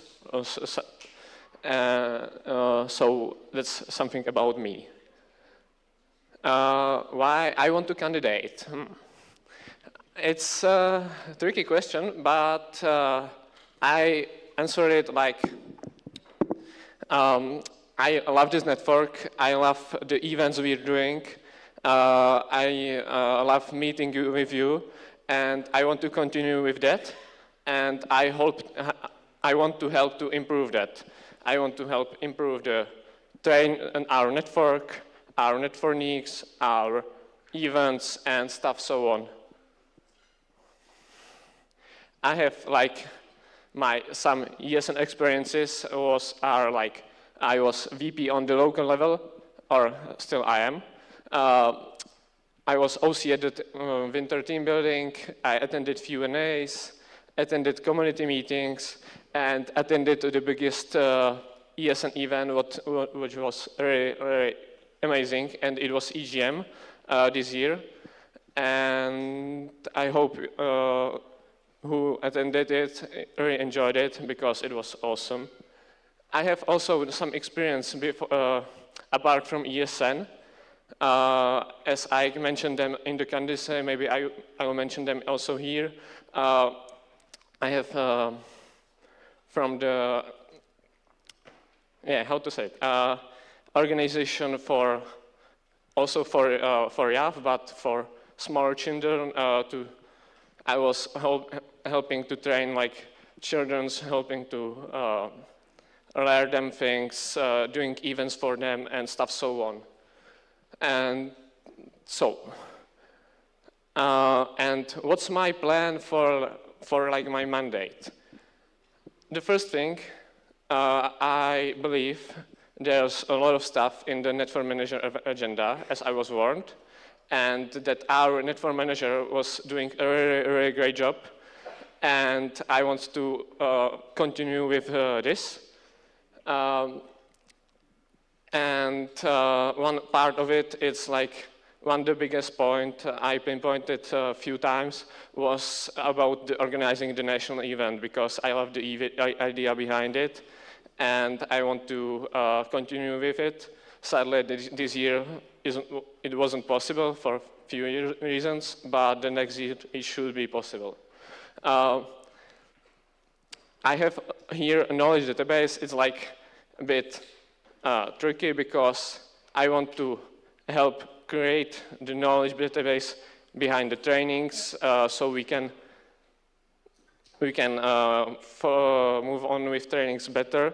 So next trainers will know how last training looked like, how it should really look like, or how can they organize them. And it could help our trainers to do training repeatably, because our network is changing really fast. The people here are changing really fast, and we need to do the same trainings once a year or once half year or something like that. And that will be help our database around trainings. And the last thing is the capacity building. It's part about it's part about getting the trainers, because we have some trainers here in ESN Czech Republic, but our we don't have much of trainers, and it's the point we need to work on to get more and more trainers. And I think that's what I wanted to say to you. I hope I wasn't confusing, and there's time for your questions right now.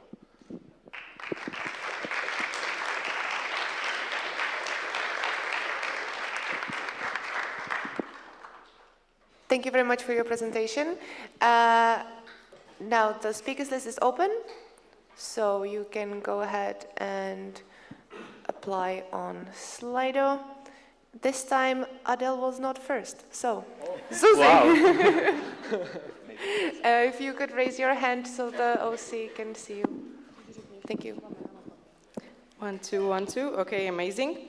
So, I think that it is important that you know some concept of some events, national ones, and the goal of them. So, can you choose one of the national non-statutory events and tell us about the concept, how you feel it is, if it is more like a team building, more like a workshop. So just pick one and tell us the target group and the main goal of the event. So I will choose the one event I didn't attend it, and it is newbie event. I love this event for the network because we need to get on board newbies. It's for our network, it's constant because we are a student organization, and as we said, lifespan of the average ESNer is not so long. So we need to get new members. And the ESN event for newbies is event which the target group is newbies in the ESN, who's 1 month till 1 year in the ESN, I believe. And they should get knowledge about ESN, how it probably look like on the local levels, how national level looks, and why we have national level, how bit overview of the international level, and to get them, the main idea I think is to get them together and show them that our network is huge and we love connecting people, and that's one of our main purpose. Thank you. Next up is Terka from CZU. Also, just a reminder, please, when you ask your question, state your full name and section. Thank you. Tereza, ESN CU Prague. You were mentioning that you want to focus on improving the network. On what that improving will be based on, and how you want to implement that?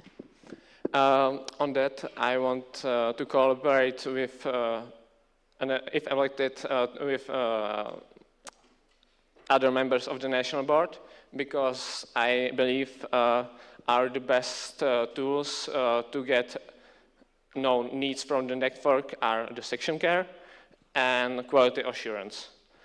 And I want to base improving network mostly on this data.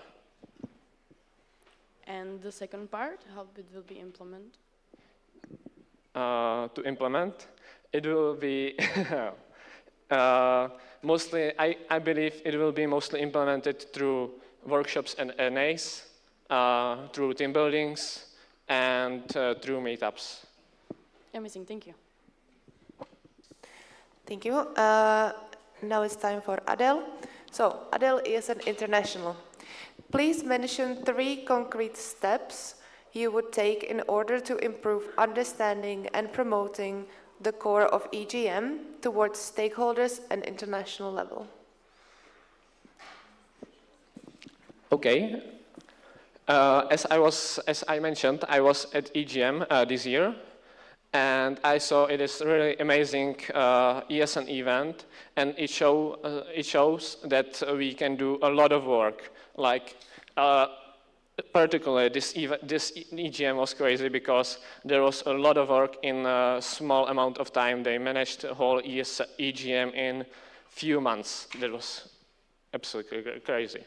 But the main, I feel the message is like, from the EGM is like, we're connecting the people and we are like doing impactful things. I think these are like things that it's based on, and like more on I will about advocating. I will like talk with previous network manager in the transition if I like that. Thank you. Now, no question was added in the past 3 minutes, so I'm proposing to close the speakers list. Are there any objections? No, thank you. Speakers list is closed. And the next question is from Tete.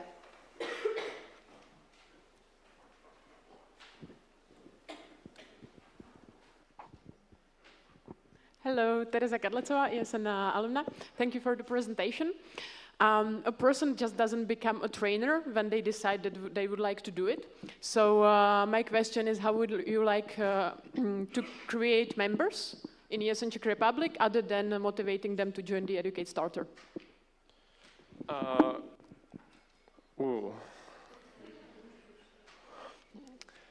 I'm like mostly focused on the Educate because it's part that they are helping us with the trainers, so we don't need to do that much work, so we don't need to educate trainers ourselves, or like it's a very good like team from the international team, international level.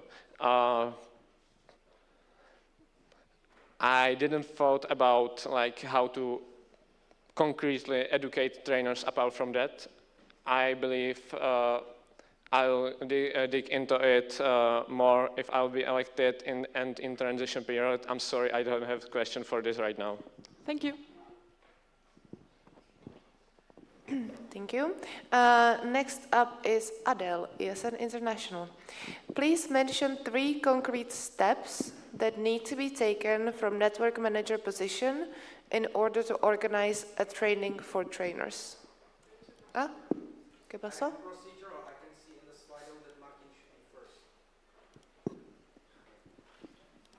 I see both at 10:46 and I see Adele first, if you don't mind. Should I repeat the question or? I think I remember the question. It was about training for the trainers. 3 concrete steps that need to be taken from network manager position in order to organize training for trainers. The first, we need to have a good pool of trainers. We have some trainers here in Czech Republic, but it's not a very wide pool.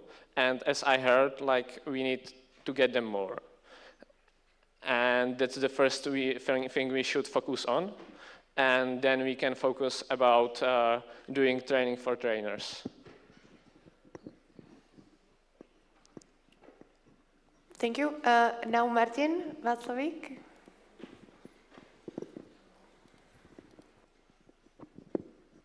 Hello, Martin Václavík, ESN VSBTU. In your opinion, what should be the main part of the agenda of COSIS coordinator if you want to have COSIS coordinator as supporter?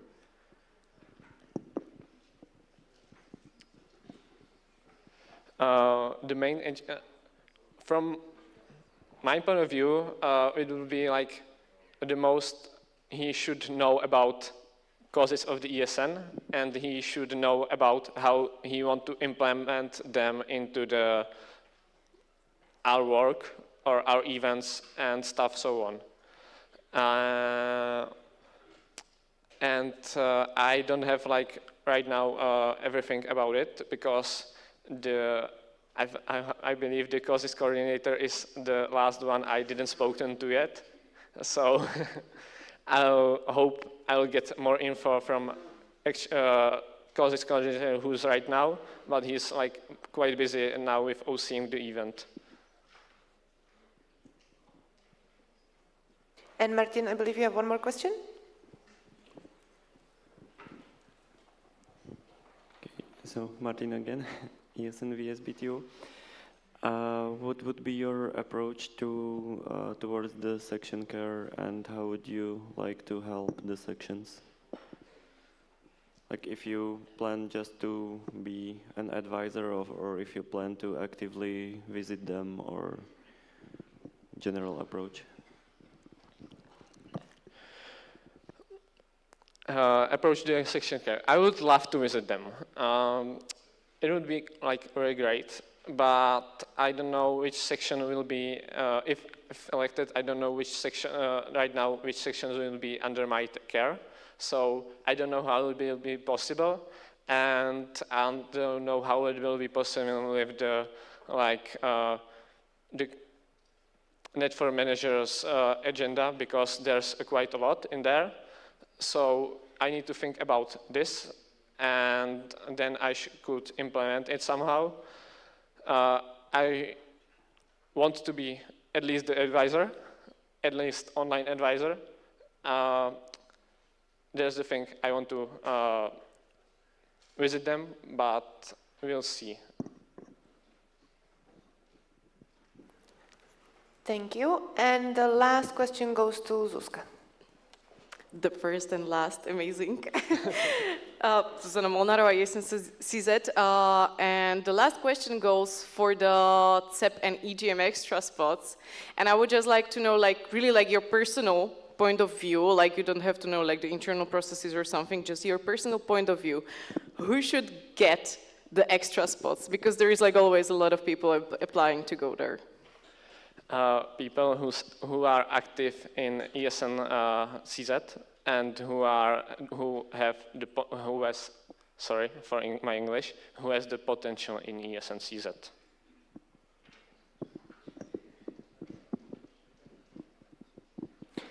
Thank you very much. Thank you for your presentation and for your answers. A huge round of applause for Daniel, please.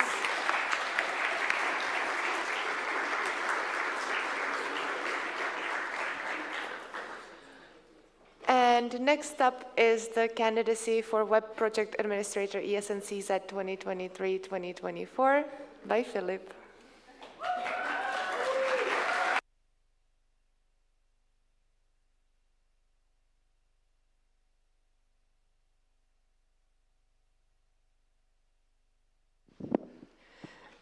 Okay, hello everybody. So let's start with who am I?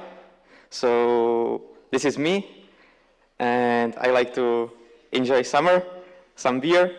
I like to help exchange students at our office, and I also like to eat some toasts in our office. But let's get a little bit more serious. So I'm Filip Marek. I hope everybody already knows that. I'm from Prague. I study at the CTU, at the Czech Technical University, software engineering. I'm right now taking some time off, so I will have more time for ESN. I'm in ESN for quite some time already, so I hope I am experienced enough for the position of the national board. Here are some of my experiences on the local level.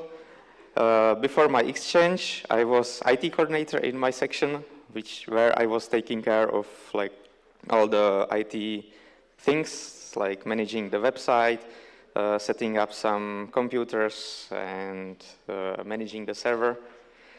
Then I was a treasurer after my exchange, where I was taking care of the money. Then I was leading the section as the president. Then I stepped down for just the vice president position. And currently, I am a PR manager of the section, and I'm trying to manage the social media and promote our events and do some communication towards the students. I'm also a national supporter. As you can maybe see, I'm technical chair. I was technical chair on 9 national assemblies or national platforms or CLRs already. This is my 10th time. And I'm also server administrator for the second mandate. So I'm trying to manage the ESN CZ servers too. And last thing, or not the last one, I'm passionate about IT, so that's why I'm candidating for the VPA position on the national board. But I am aware that it's not just about IT, but about also some other NB stuff, which is like common for the whole national board. I think I am like perfectionist. I like stuff to be perfect. If I'm not happy with the result, I try to improve it. And last thing, I am usually doing stuff like just on the last second. So if there is a deadline, I usually postpone all my duties until the deadline is really close, and then I try to do it as fast as possible. And the last, I am, of course, the candidate for the VPA, for the national board of ESN CZ for the next mandate. So let's move to the goals. So my first and biggest goal probably will be Satellite 5. So it's a big topic. It's a new version of the satellite website. Most of the sections use the old version Satellite 4 right now.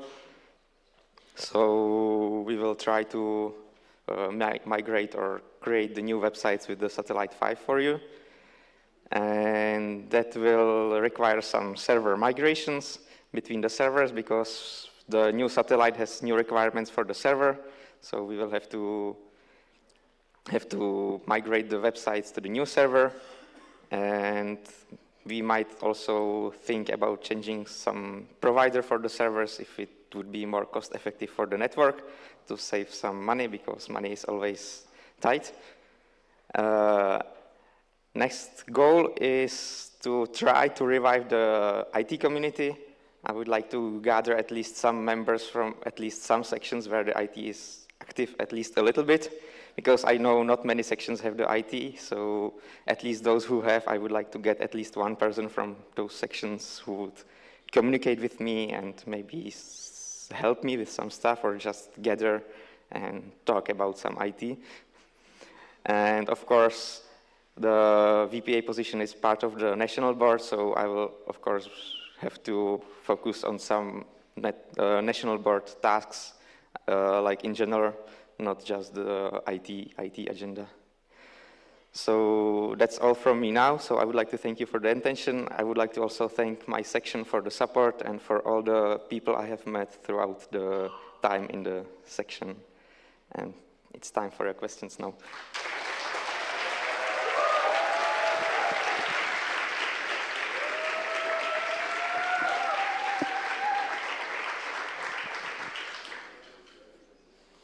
Filip, thank you very much for your presentation.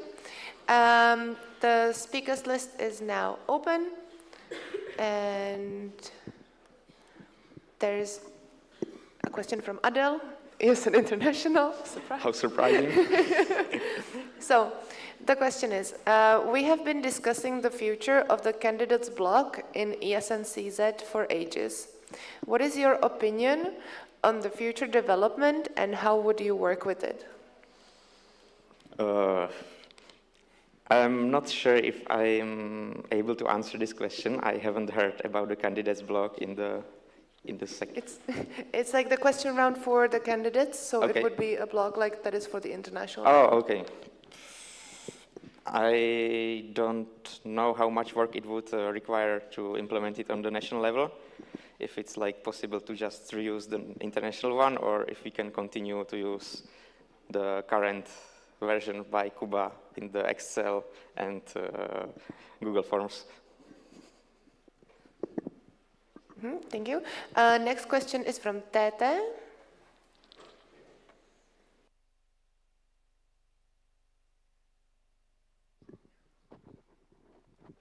Hello, Filip.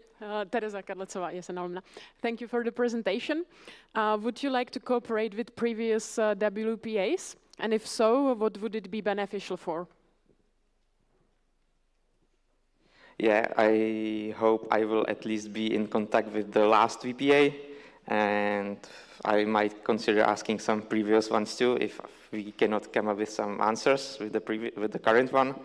So it can definitely be beneficial to have some look on how the national board or how the VPA agenda looked like a few years back or a longer time ago, and if there is something which was lost and we might want to like get back to it again, maybe. Thank you very much. Thank you.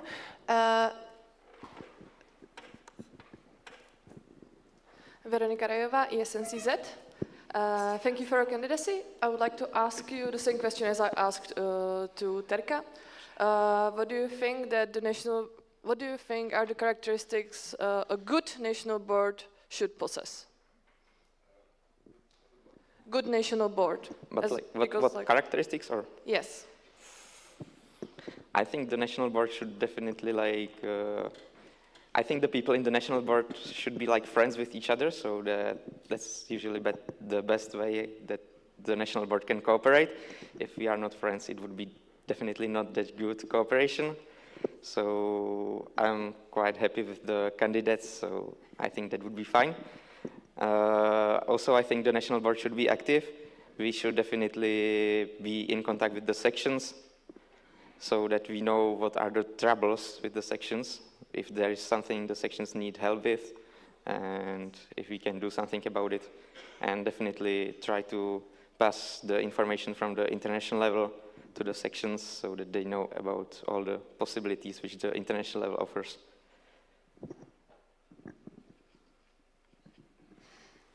Thank you. The next question is from Adele, ESN International. How concretely do you envision work with the IT department in the headquarters?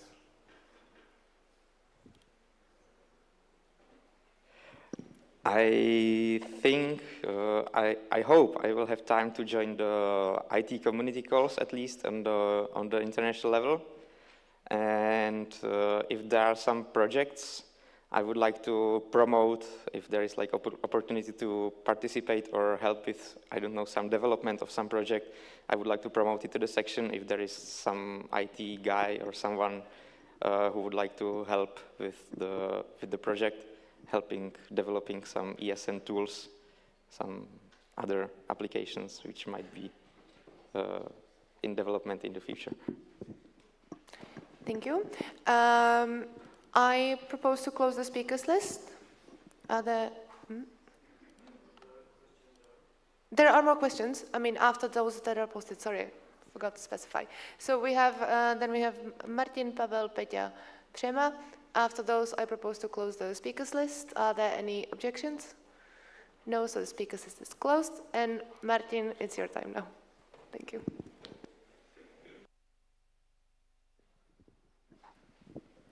Hello, Martin Václavík, ESN VSBTU. My question is that if a non-IT person, brackets person who can turn on a computer and do something basic, can become somehow beneficial for IT or be part of IT community and be useful for IT-wise in ESN, and how? Like basically everyone can be useful for the IT department, at least in the way that you can provide some ideas on what would be good, on what the section, for example, needs, or how you use some tools, I don't know, website or some application, or if there is some error on the website, or if something not that intuitive, I don't know where to click or how to navigate the website, you can like definitely give us at least these opinions or ideas, even if you don't know anything about like IT or programming that much. So that's the way how you can be beneficial if you only know how to turn on the computer.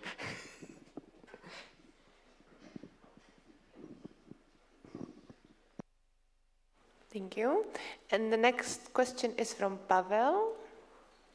Can you raise your hand, please, so the OC can see you? Thank you. Pavel Kříž, ESN CU in Prague. Hello, beautiful ESN Filip. I have one question for you. You are for quite some time in ESN, and as it was told by Daniel, the turnover in ESN is quite quick, let's say. And the people that stay longer in ESN often suffer from some burnouts, lack of passion or motivation.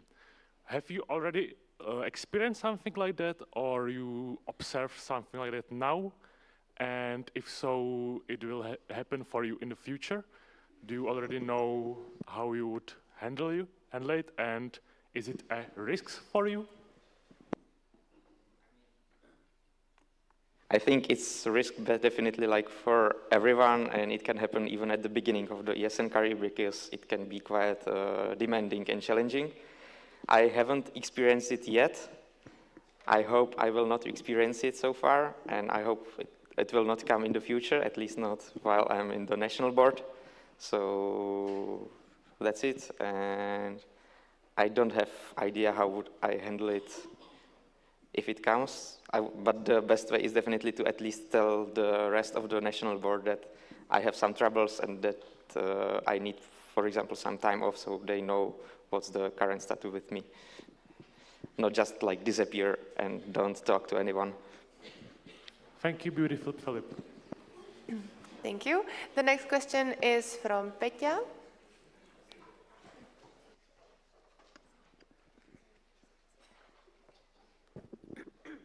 Thank you. Petra Polakova, ESN CZ. I have a similar question than Adele, but I don't want to ask about the IT department in headquarters, but the whole international IT community. Where do you see their biggest contribution towards the local sections?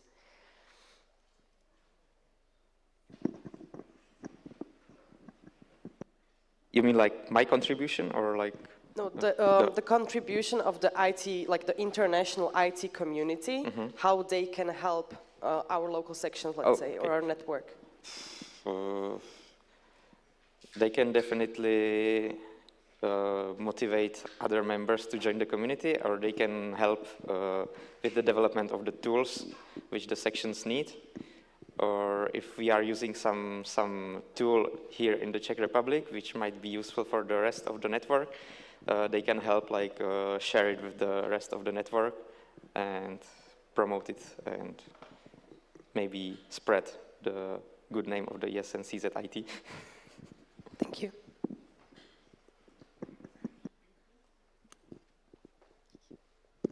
Thank you. And the last question is from Přemysl.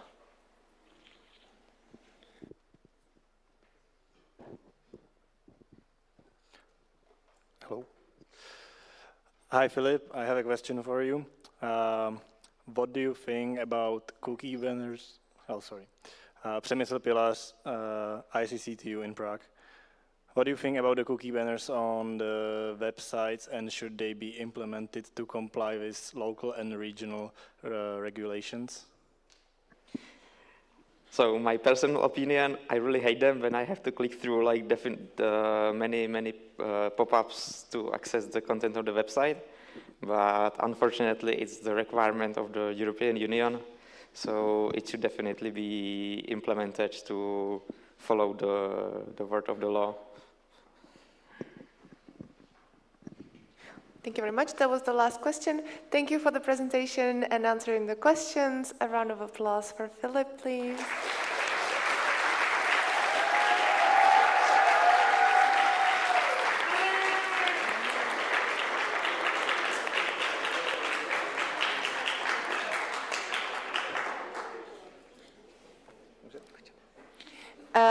The next presentation is by ISC CTU in Prague. It's the candidate presentation for OC for NA November.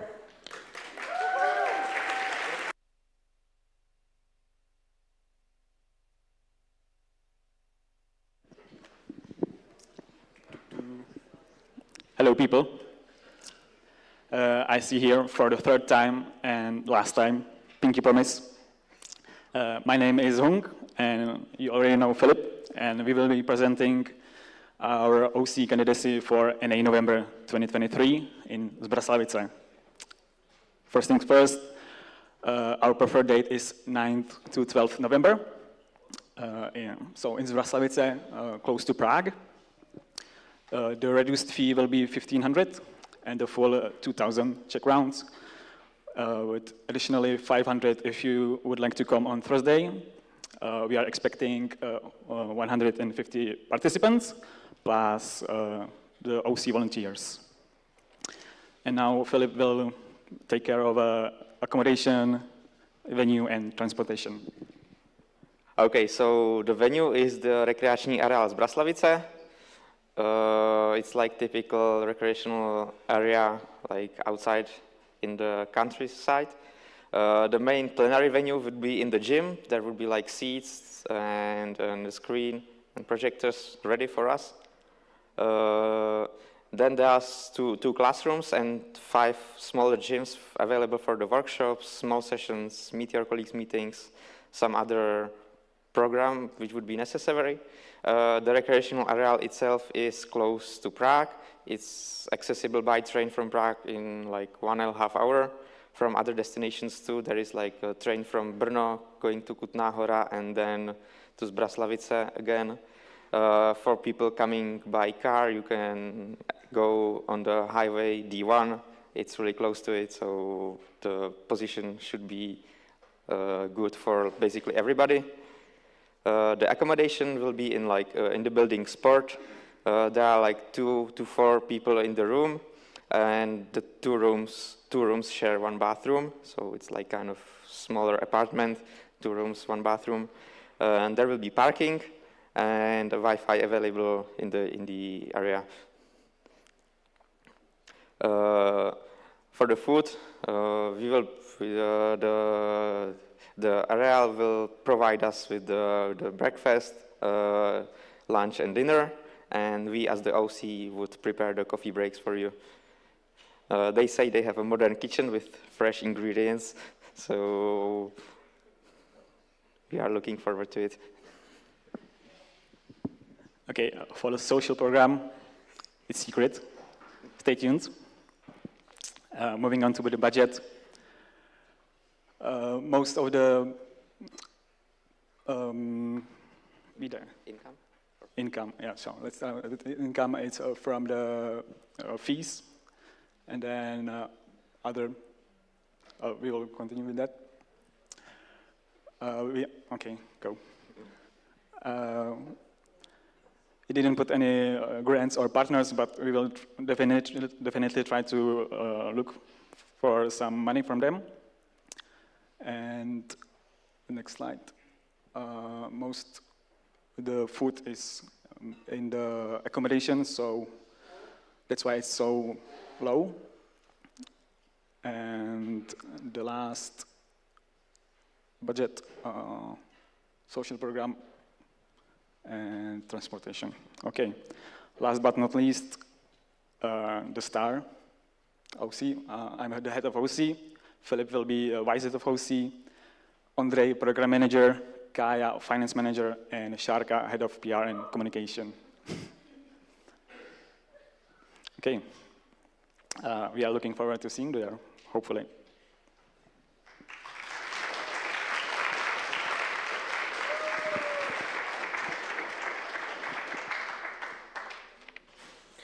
Thank you for the presentation. We have 5 minutes for question round. So the speakers list is now open. Go ahead and please post your name. Okay, first one goes to Mr. Steinbach.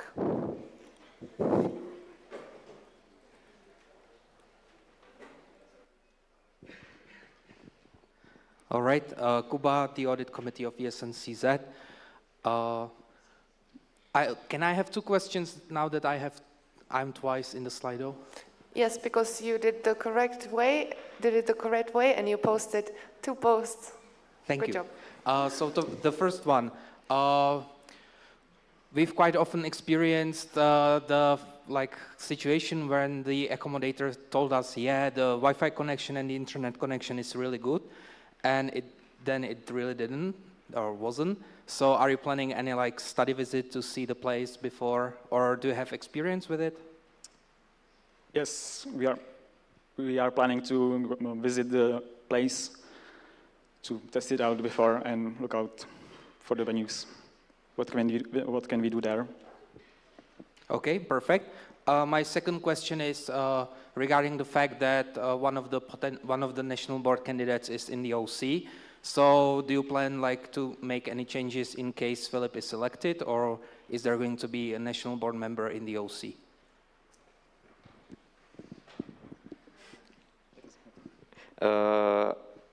We don't plan any changes. We think it would be manageable if one of the board members is part of the OC.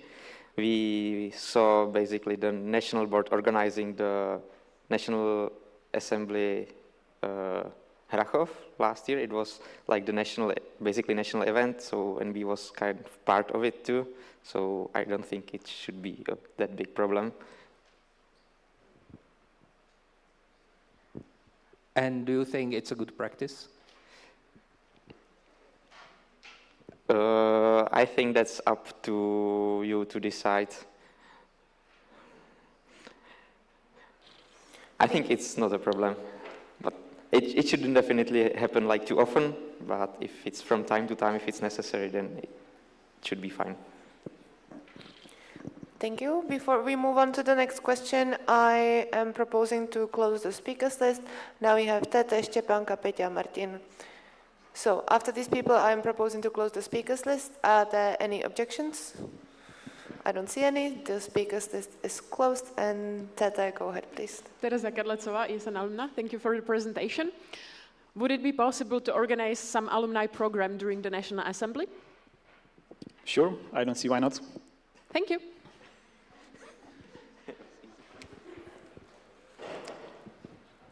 The next one is from Štěpánka.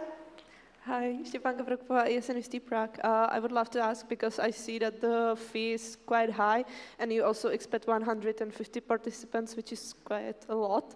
And the budget is also so I would love to ask if you have some, in your mind, if you have some potential partners you would love to cooperate with for better budget or something like that. Thank you. We will, of course, we will try the current ESN CZ partners, and then we will try to find some more. We don't have something concrete in mind. Thank you. The next question goes to Peťa.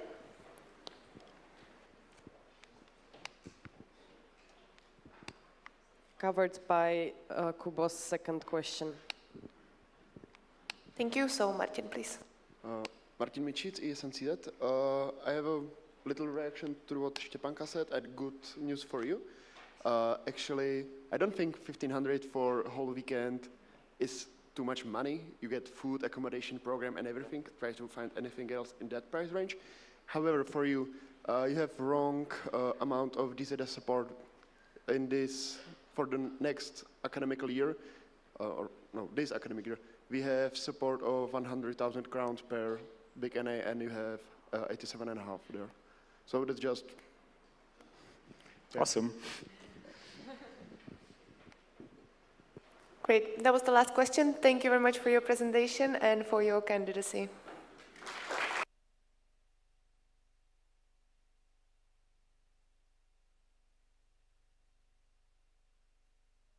And now it's time for a presentation of the proposal of the new strategy 2023-2026 by Peťa. You have 15 minutes.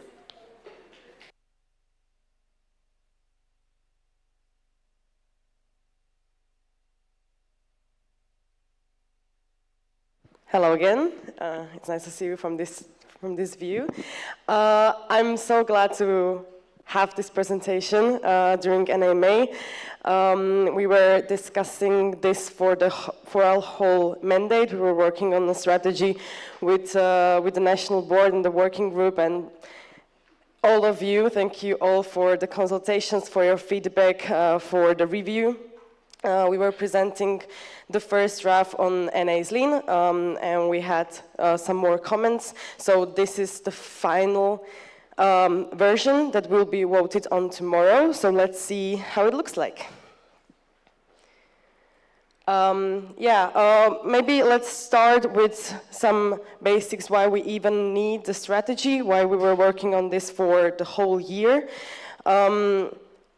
It's really important for ESN CZ to have a clear vision where we are, what are the problems, how do we want to solve them, and how we want to move forward. It's not just for the ESN CZ, like the national board, but it's also for you, for the local sections, and for the local members to know what are our plans and how can you align your plans with the national strategy. It really helps when it comes to, like, we have the national boards every year.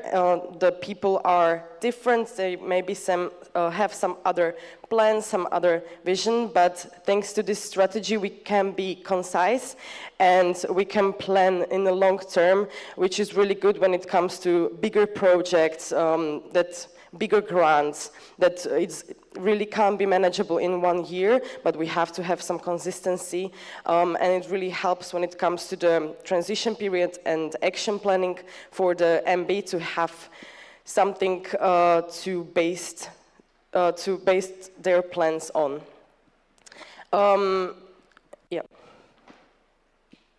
So. I would like to talk a little bit about the whole process, what was happening, how the strategy was creating during our mandate. So in the beginning, we had a presentation on NA September about the strategy, that it is happening and that we want to work with you on it. So we were opening the working group. Then we did analysis of the relevant documents. Also, you had a contribution where your sections created a SWOT analysis, so we gained a better knowledge about the current situation in your local sections. Also, the quality assurance, the new tool that we implemented, really helped us to see what is the overview and, like, what are you working on currently, and maybe where are the gaps that should be filled thanks to this strategy. We did the section consultations online and offline on all the events, national events that we had, the community meetings, the NAs. Everywhere we saw you were talking about strategy, so sorry for that, but it's finally here, so maybe we can, if approved, maybe I can stop talking about it for a while, because it will be big topic during the transition period for the next MB, and the action plan, their action plan will be based on that. So just for a month, maybe I will not talk about it. Then we also had the stakeholders consultations, and the first draft of strategic plan 2023-2026, was created. Then we had some suggestions, feedbacks.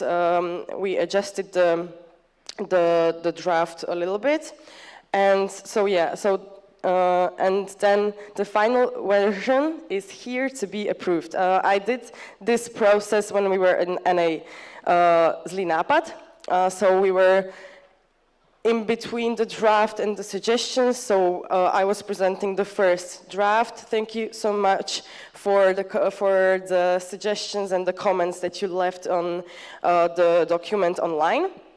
And now we are here, NA Hrad, and I will be presenting you the final version to be approved. If not, we will make some changes and we will try again in NA June. So, a little bit about the structure before I will start to talk about the specific goals. The first strategy of ESN CZ, which is ending this year, was based on the pillars of ESN CZ, and it was strategic priorities, strategic goals, and concrete steps. This time we decided to have it more aligned with the international strategy as well, and we decided to create 6 fields of interest for it to be more clear and maybe more understandable for you. So, let's look at the final version. Are you excited? Yes, I am. Okay, so I will be taking it from the fields that we created. The first one is the international students. We think it's really, really important for the local sections and also the national organization to be tolerant, supportive, to create a welcoming environment.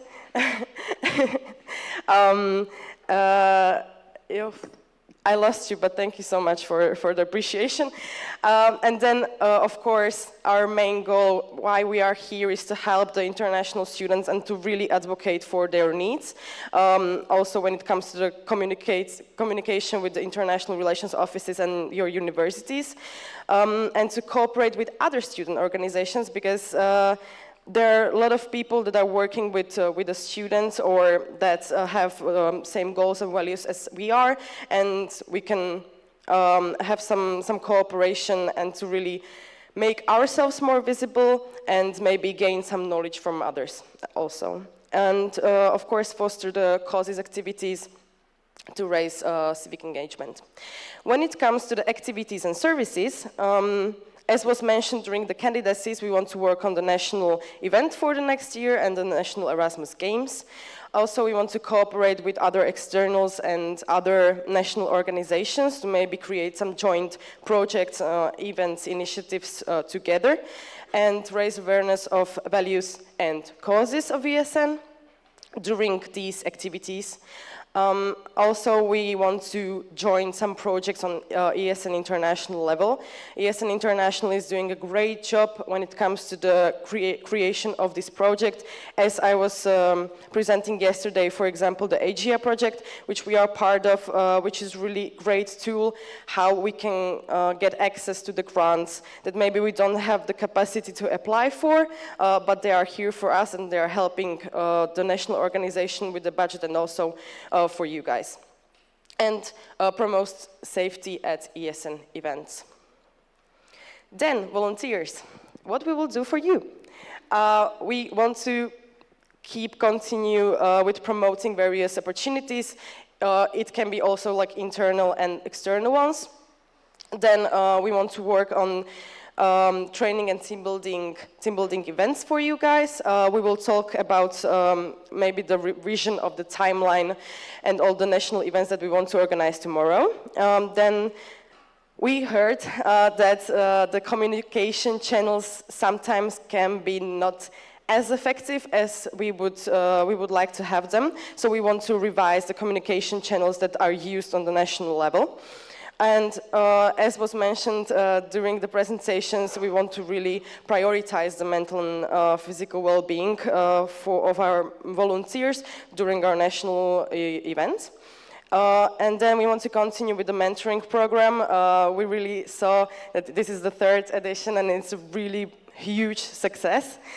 So we want to work on that and to include the alumni, thanks to this project, more to the ESN CZ network. And we want to have some concrete steps on validation of volunteers with implemented tools and with already implemented tools that we have. Then, the governance. Sorry, Zuzka. As was mentioned today, we want to restructuralize the events and the MB structure. We want to work on reporting on international events and give you all the updates, because as you know, the national board is attending a lot of international events, and sometimes maybe you don't even know about them. You don't know why they are important and how can they be beneficial for you. So it's really good to know what is happening also on international level. We want to continue with the section care and the quality assurance tool. And we want to find some new sources of income and create a national fund for supporters to support them when they want to also join the international level, international events, and if the sections can't really support them themselves, we want to have some field in our budget for them. And of course, develop our secretariat, which you can see on the photos.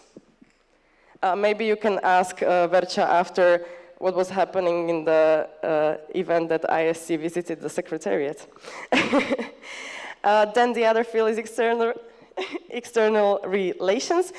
I was really trying to find another picture of not myself, but I couldn't. This is Příští stanice Svět. It's a really nice event, and it will be happening this year also, so you are invited. It will be in Prague. We want to continue with work towards the professionalization, also cooperation with ESN countries. We want to advocate the advantages of volunteering, and also we want to expand ESN's collaboration with our national agency, because they are supporting us a lot, but we feel we can do still more for them and to really be a valuable and stable partner for them. And also external cooperations with focus on improving the validation. Visibility and outreach. We want to actively search for opportunities to strengthen the ESN brand, create a brand that is visible and not only in the educational field. We want to build meaningful connections with our partners, if it's the current ones or like a new ones, and encourage our sections to use ESN cards, so the partners that you have are really visible and the international students know about them, and also assist our section in representation skills. So, what will happen after if this strategy will be approved this weekend? The implementation starts from the 1st July 2023. We will have an evaluation of the current strategic plan during the NA June, and also evaluation of our current action plan. And as I said before, this document is really important when it comes to the transition period and preparing the new board for their mandate. And they will create the first action plan based on this new strategy.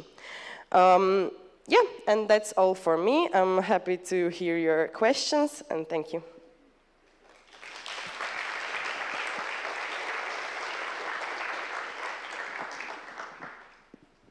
Thank you very much, Peťa. We have around 10 minutes for the question round. So the speakers list is now open. You can post your questions now.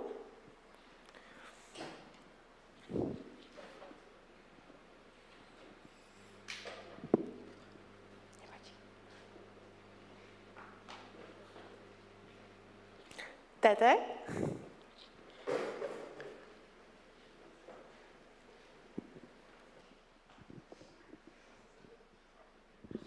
Thank you. Tereza Kadlecová, ESN alumna. Thank you for the presentation. It makes me feel really proud of you. I'm curious, you mentioned that you did a stakeholders consultation.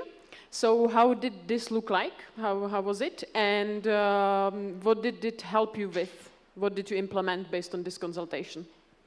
I think the stakeholders consultation was really important for us because we prepared like questions for them to answer, and it helped us, like, how are we visible externally, like how they see us, if we still think, like, all the things we do, we say they are impactful, if they know about it, and how they perceive us, let's say. And based on that, we knew, like, what is the current situation when it comes to our cooperation with the stakeholders, and maybe how can we improve it to the future.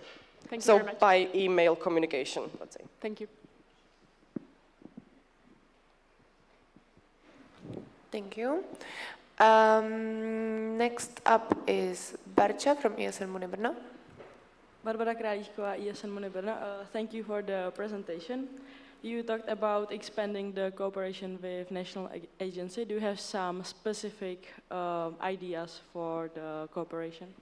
Yes, thank you. I would maybe connect it with other goal that we have, and that is participation in international projects, because they are usually based on the needs or like the current goals of European Commission and European institution when it comes to the higher education, and they are aligned usually with the national agency goals for, let's say, the year or when we are planning 3 years ahead. So we want to work with them on these projects, because we see that they can have a really big contribution. For example, also with the EGEA project, we were talking about them, because in the phase 2 we will have a move-in that some section will organize, and I think it's a great opportunity for them to visit this event and to showcase their work and to really present what they are doing and how can they be helpful for our local sections.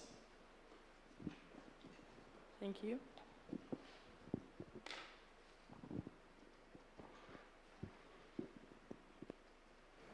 Thank you. There is one more question, then no more were added. I therefore am proposing to close the speakers list. Are there any objections? No, thank you. The speakers list is closed then, and Pavel Kříž, it's your time.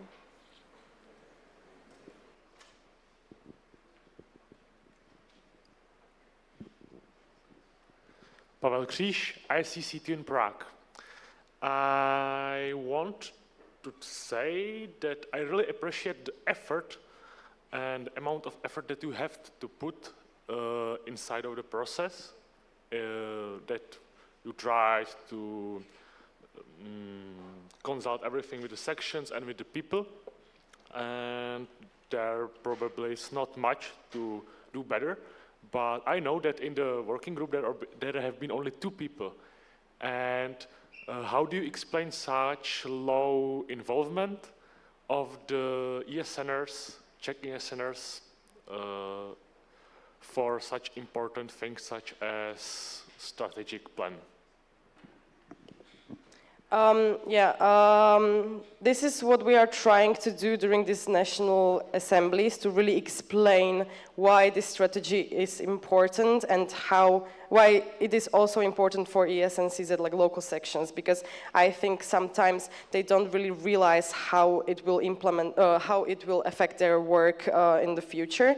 So, yeah, I think that's a problem, that the local sections don't really see how the contribution of having ESN like a national strategy, and we are really working on that. And I would advise the next national boards to really talk about it during the national events, so the sections understand why this document is important for us. Thank you.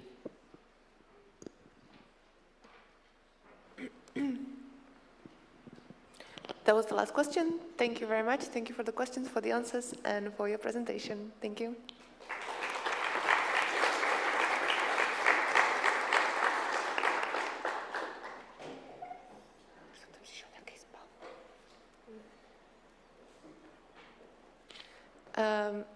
Yes. Next up is Tereza, please, to present the SOS changes.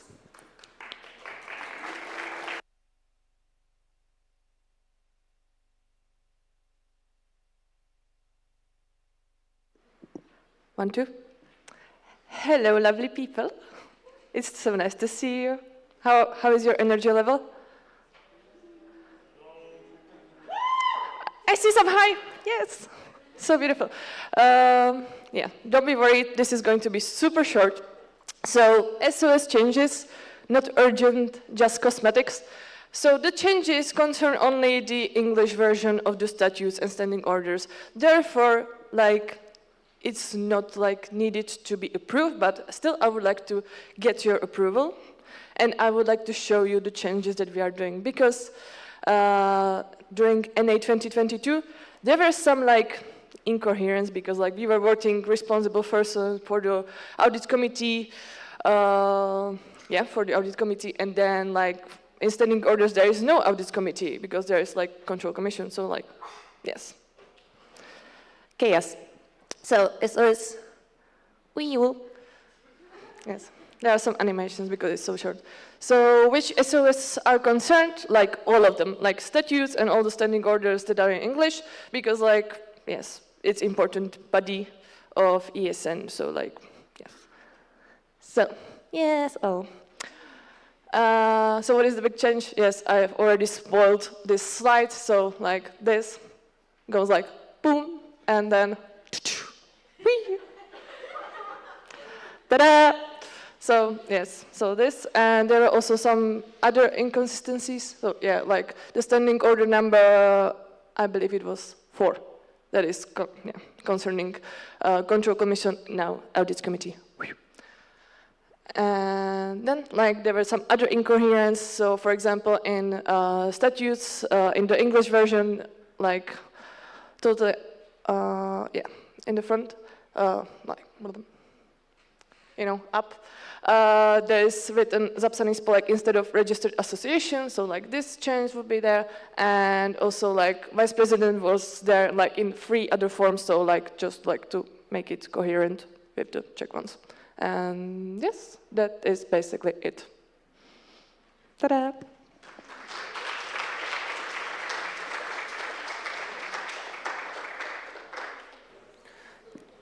Thank you, Vercha. There is time for questions, so I am opening the speakers list. You can post your name and a section on Slido if you have a question.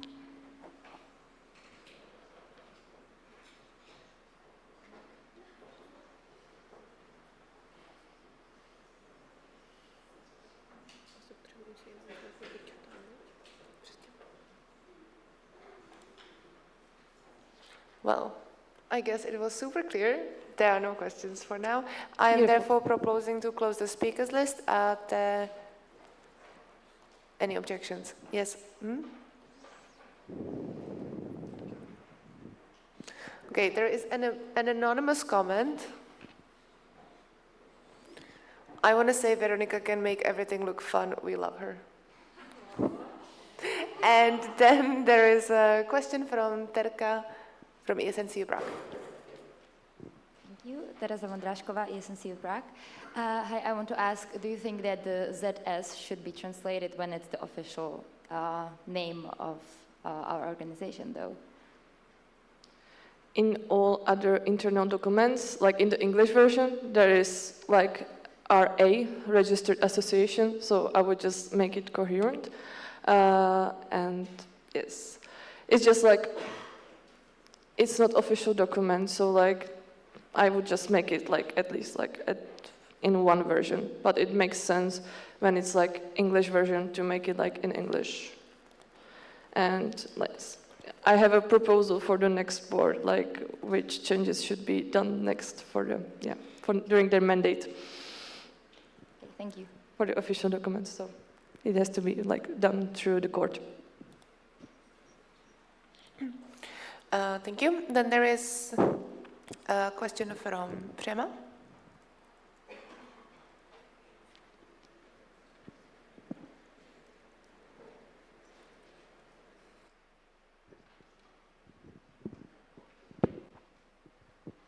Přemysl, Pilař, ICCTU in Prague. I wonder why we opted for audit committee and not commission like it is on the international level. Because we already have an email saying audit committee. And like, yeah, it's like represented like this within the network, even though like the standing order was saying control commission.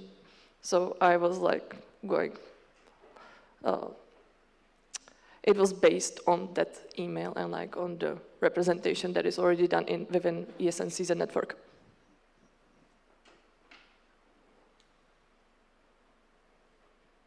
Okay, there are no more questions on Slido. I propose to close the speakers list.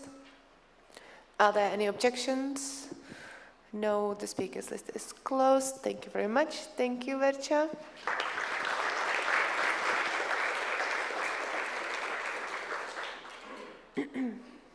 And now it's time for an OC announcement. Then we will take picture, then lunch. So, OC, please, thank you.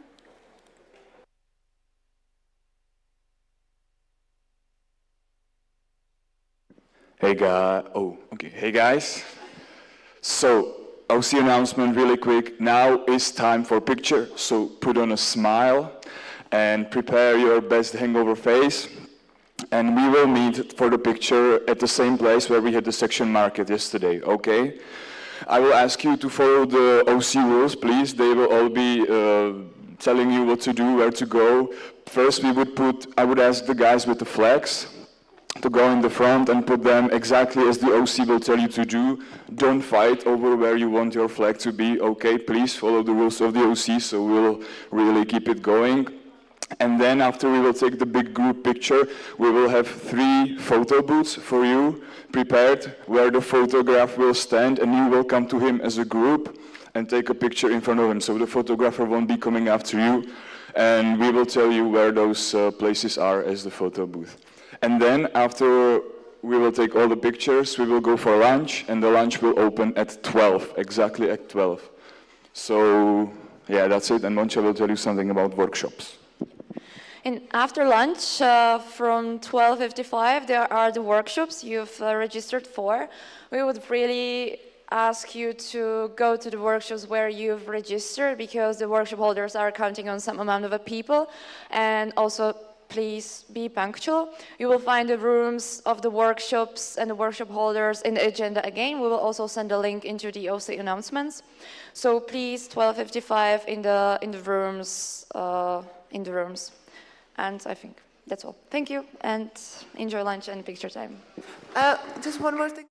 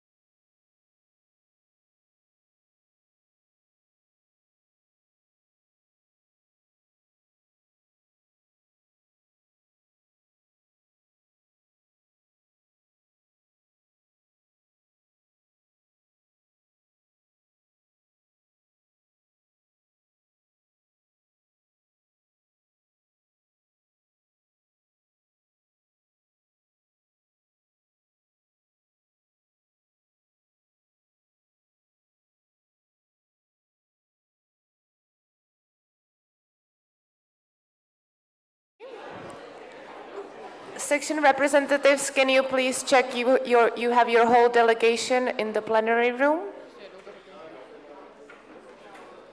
Ještě jednou? Okay.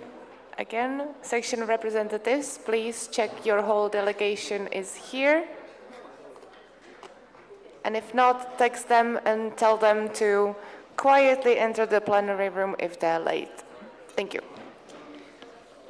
So, I hope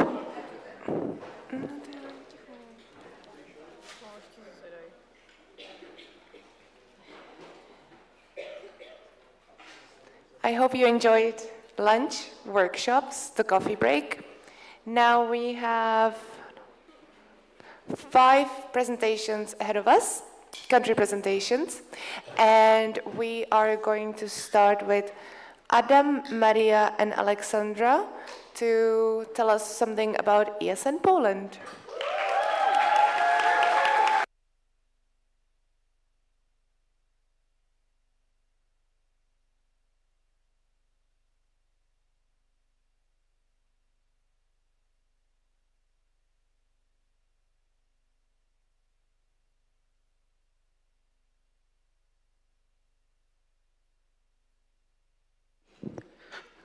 One, two, three. Okay, it's working.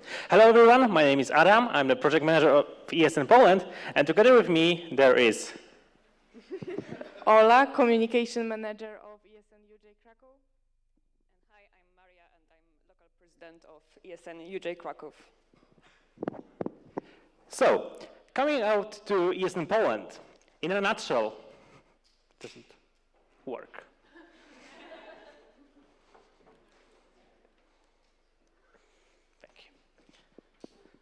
We have 28 sections right now. As you can see on this map here, we have already some of the sections who translated from being candidate sections to being full members of ESN Poland during our last NA. So we have ESN Zielona Góra and ESN Katowice as new members of ESN Poland. We were established in 1998. This year we have our 25th anniversary. We have more than 1,000 volunteers, and those are only active volunteers, not counting the alumni. And we are also a part of Central European Platform. So, I know this country might look small, and our board is also small because we have only 5 board members, but we have 22 national coordinator positions. With that, 7 committees, a lot of different positions, teams, and chairs. So we also have our Board of Audit and Council of Local Representatives. These structures are only available for this year. As you can see among the distribution of national coordinators between board members, so we have a lot of under Vice President and Project Manager. Then, how often do we meet? We meet actually very often, because we have 2 national assemblies, like big national assemblies per year, 2 smaller ones. We have 2 big training events. We have from 3 to 5 community meetings per semester. And we also have some unusual events, like Training for Trainers meeting. We have local board meetings, national board and national coordinators meeting, and also training events for our project coordinators. So, with our initiatives, we go through working with the institutional stakeholders. We have our national agency, this one, and we also have the National Youth Forum, where we are now one of the biggest, well, stakeholders in it, actually. We send monthly newsletter to them. We also coordinate one of the biggest groups for Polish students to go abroad. We also conduct Euro lessons, which are the equivalent of Erasmus in schools, but for actually Polish students who want to go on a mobility. We work on that with our partner, Eurodesk, and that's basically it. Then we move on to national projects. We have mostly 3 of them. All of them are under my care. We have International Jobs in Poland. That is a website where students or actually graduates who want to work in Poland can find some jobs. We have National Erasmus Games, but ours take place like in 12 local regions around Poland. And then we have national competition. And the last one is our photo competition Discover Europe, which gala was held actually 2 days ago. We announced the winners. And to make that work, we have a very detailed action plan for everything. This is only a part of ESN Poland's board action plan, and it has more than 400 rows with everything we do, timed with everything. It was actually prepared by board members of 2018 to 19, and then we reused it for the next cadences. Then we move to the development of volunteers. We have our training for trainers called Szkoła Trenerów in Polish. We have community meetings. We have also a national mentoring program for which we have been searching for partners. And for the next year, we don't have one, unfortunately. And here you can see actually our national pool of trainers, set of trainings our trainers can do.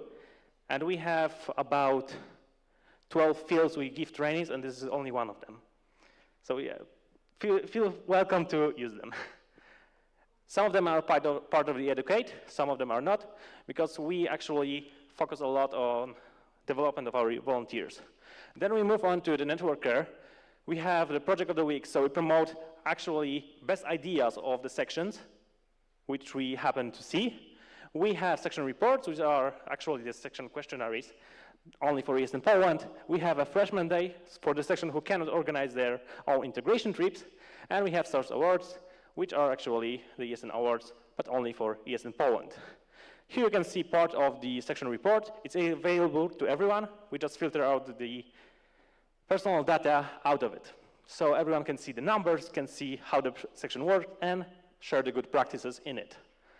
And here you can see the agenda of the freshman day. So for the professionalization, we also talk a lot about that. We actually changed last year from being an association to federation. So ESNs, our local ESNs, are associations and are part of ESN Poland as a federation. We have 4 employees, 3 for ESN card and 1 financial. We also have our own accountant, and we are working on building our secretariat, and that's kind of a tricky one. It's not moving. Oh no. So a little bit about my section. My section loves mascot. And this mascot was our first one. It was made by me and my mother. So kind of my child. Don't take it wrong. But then we kind of happened to go play flunky. And we found 10 kilogram pound brick and we started playing with it. And that became our second mascot. And the last mascot actually we took a month ago, I think. It is Pan Przemysl. We took him during the job fairs in Wrocław. So yeah, we have now 3 mascots, but 2 of them are not movable. And now I'm going to give some space to the girls. Okay, I'm good. Okay, so here is our section. We are from Krakow. We have 4 sections in Krakow, and we are actually part of the board. I'm the president, and Ola is community manager, as we said before. So we have 6 board members in total and 3 members of audit committee, 30 coordinators, and almost 60 active members. Depends how you count it, but you know, and many Erasmus students, because Jagiellonian actually is one of the oldest universities in Poland, and Krakow is a very, very popular destination. We mostly have students coming from Spain and Germany. And I think that's about it, Ola. And few words about our projects. So Tandem, it's a language meeting which taking place every Monday, and it's famous all around the Poland. Students can meet and talk not only in English but also in their languages. It's great opportunity also for Polish students. And afterwards is a party. And last semester we've got an HR practice of the month from ESN Poland for orientation weekend. It was a weekend for new members. to get to know better our ESN section, what is it, to meet our board and our coordinators. And every semester we are organizing orientation week. There are around 20 to 30 events, and those are not only the parties, but also sports events, trips, cultural events, and different meetings. And also our last project, which is a folk day with ESN Kraków United.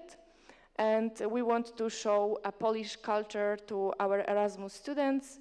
There will be a Polish dances, some pierogi workshop, and this kind of things. Thank you. Thank you very much for hosting us.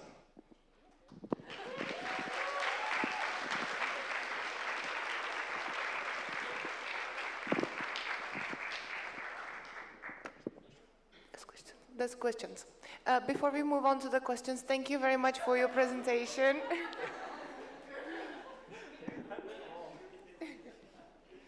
Also, before I open the speakers list, you all give yourself a round of applause because almost everyone was paying attention and no one was on their phone, and this is what it's supposed to be like, so good job.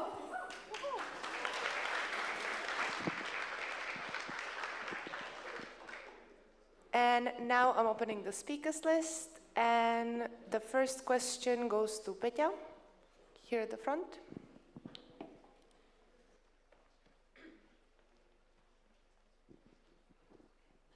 Petra Papuláková, ESN CZ. Thank you so much for the presentation and for being here. We are really glad to see how it works in your country.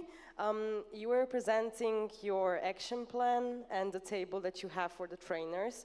I think we could really gain some knowledge from it. It's a really good practice to share. But I saw everything is in Polish. So were you maybe considering to translate it to English so maybe we can use it also? Okay, so the file actually, we have a different one that is translated to English to be used as template, and not this one. But actually in ESN Poland, as the board is fully Polish, we use Polish language, and now we are working on going through a communication only in English, or we are moving to slowly to communication only in English. That is one of the topics that will be discussed at NA next weekend. Thank you. Next is Emre. Emre Pars, ESN UCT Prague. I would like to ask how active the group you created for the local students who wants to go abroad, how ESN Poland is helping them, and is it efficient? Okay, so we have more than 19,000 students there, and each month we try to organize a webinar with a student who is actually right now abroad or came back from their exchange, and through that help them. We also help them organize like groups. Where are you going? If you are going to Spain, please right under this post, you will get a group of people next to you who will come with you. We also support them with applications for the internships and stuff like that. Thank you. I have Valerie, Barča, and Peťa on the speakers list. And then Denča. And afterwards, I propose to close the speakers list. Are there any objections? No, so the speakers list is closed. And Valeria, go ahead, please. Thank you. Okay, so Valeria Ulíková, ESN Brno. I just wanted to ask you, you talked about the pool of trainers and that the trainers are not just from Educate. So I just wanted to ask you, because we had it also in the question round for the network manager, like how are you gathering or like training your trainers, not just through Educate, but like in your on your national level? Okay, we have a 10 months long preparatory program for the new trainers. It's called like our training for trainers, but actually we have webinars that cover the same material as Educate Starter, mostly. That happen once per 2 weeks, sorry, once per 2 weeks. And then at the end, you have a stationary meeting. So you meet offline, you discuss that stuff you don't know, you have external trainer like I had, and I'm doing a lot of flip charts, for example, instead of presentations. Yes, it's fine that way. And then they are asked to deliver workshop under the careful eye of more experienced trainers. So we have trainers that are not in educate, but they actually have nearly the same competences, nearly. Thank you very much. Thank you. Next up is Barča from Muni. Barbara Králíčková, ESN Muni Brno. Could you maybe please elaborate on how the mentoring program in ESN Poland works? Mentoring program in ESN Poland started in 2017. At the time, we had a partner who covered all the costs of the program. So all the meetings for mentors and with their mentees were covered. And our mentors are usually ex-board members, ex-national coordinators who have a lot of experience in our ESN. So through that, they meet online once per month at least. They also have some tasks to do together. So for example, prepare this session for a workshop if it's about the trainings, do an event together, or they match with a person who actually was the coordinator before them. So they have better contact with each other. Thank you. Next up is Peťa.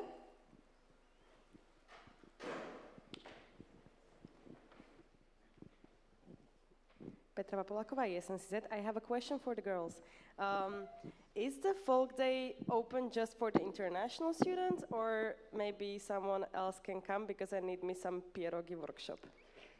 I think we are always open for our members and members of other sections. So registration is still open because it will be at the beginning of June, so you're invited, and all of you. All of you, and come to Tandem. And since I have the microphone, those are our personal emails. So if you want to privately, so okay. But we also have ESN emails. So president.uj, ESN, yeah, and or pr.uj, yeah. Or we have joint board.uj. Thanks. Thank you. And before the last question, there is a procedural from Emre. If you should write in a Slido for reactions or follow-up questions. For reactions, you can use this. I will see you in case I do not see you. Write it in Slido.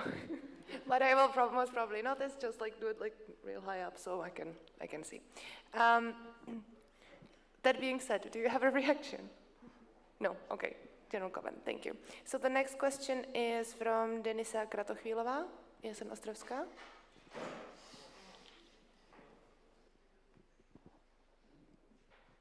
Hi, so Denisa Kratochvílová, ESN Ostravská. I have a question regarding the events in orientation week. You mentioned that you do 20 to 30 events, which is basically what we do over the semester. So how do you do it? So actually, I was the coordinator of orientation week last time. We do it over the summertime, and there usually are 2 or 3 coordinators of the event. And it's survival, so everyone is sick after, but sometimes we manage. Yeah. And that was the last question. Thank you very much. Thank you for your presentation.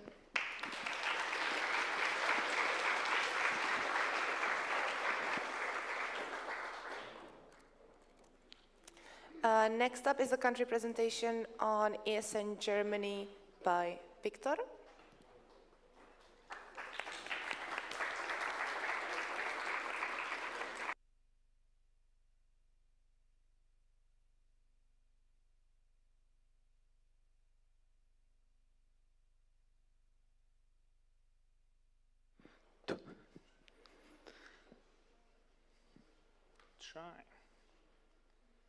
So, okay, I don't present ESN Germany because I am not ESN Germany board.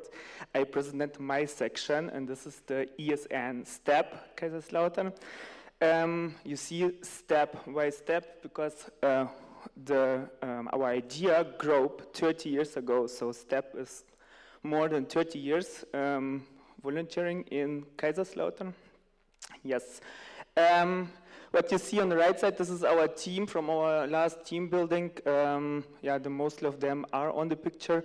And then you see, so you have 4 of these beans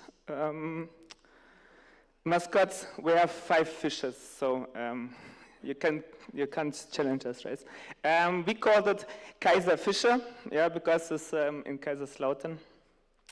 And where's ESN here? So this year we have 15 years of jubileum in Kaiserslautern with ESN. Yeah. Exactly. Where is Kaiserslautern? So you see on the right side or left side from my side. This is Germany, and a part of this Bundesland Rheinland-Pfalz is the Pfalz, and this Palatin, and we are proud of this part of the country. And yes, where is located Kaiserslautern? This is KL. This is the short. And yeah, what's about Kaiserslautern? This is our views. Yes, we have a lot of grape fields. We have just countryside views. We have also like the biggest wine festival in the world. This is like the same time like the Oktoberfest, but we drink wine. Some people from Spanish or Italy, they say, hey, stupid, you drink a half of liter of wine in a glass. Yes, we do it. And we mix it with sparkling water. Yes, because you get fast drunk, you know. And exactly. And these are our views of our beautiful Pfalz. Especially, we can do a lot. And in the green zone, this is our forest, one of the biggest in Germany from the sites. In the orange sides, you have more hills, can bicycle or for hiking, very good. And the pink one, this is our garden, we say it in Kaiserslautern, because this is the area of grapes, and yeah, we have a lot of views and hikings also there, and especially I have to show you this site. We have every week a lot of wine festivals in one of the small villages, so we have a beautiful area. Exactly. I say it, my section is the most complicated in the ESN family, because what's happened? We are a section responsible for 2 universities. I think it's okay. But we are a section in 3 cities. Yes, complicated. And yeah, we have 2 sections on 1 university, because ESN Landau is also belong, besides first this year's, to our universities. There's 1, but we have 2 sections. So yeah. Then where's one? Yeah, and then we have 5 locations. There's in Kaiserslautern 2. Then we have 1 in Zweibrück and Pirmasens, and Landau is also more or less belong to us. So we are in 4 cities, 5 locations, and 2 sections. Yeah. And me, I'm the president, and I think I'm the oldest active member, because this year is also 10 years of ESN for me. And yeah, if you have more, then let me know. And yeah, and the next thing is, I'm not living in Kaiserslautern since 5 years. I'm living in Munich. So president in exile, but we're still alive. We live. We have a team. It's going well. Good. Famous people. You know some? Radek. Yes, and yes, Radek, he does his Erasmus in Kaiserslautern, so it's not so unknown. And perhaps people who knows the German board, this is Mustafa. Also, he done his Erasmus in Kaiserslautern, and now he is our event manager in ESN Germany. Yeah. Sadly, he makes just a bachelor Erasmus, and then he is studying the full master in Darmstadt, but still, he started in Kaiserslautern.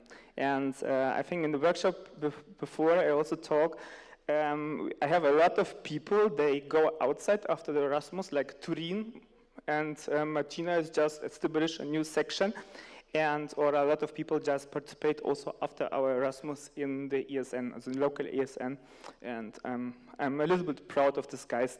Yeah.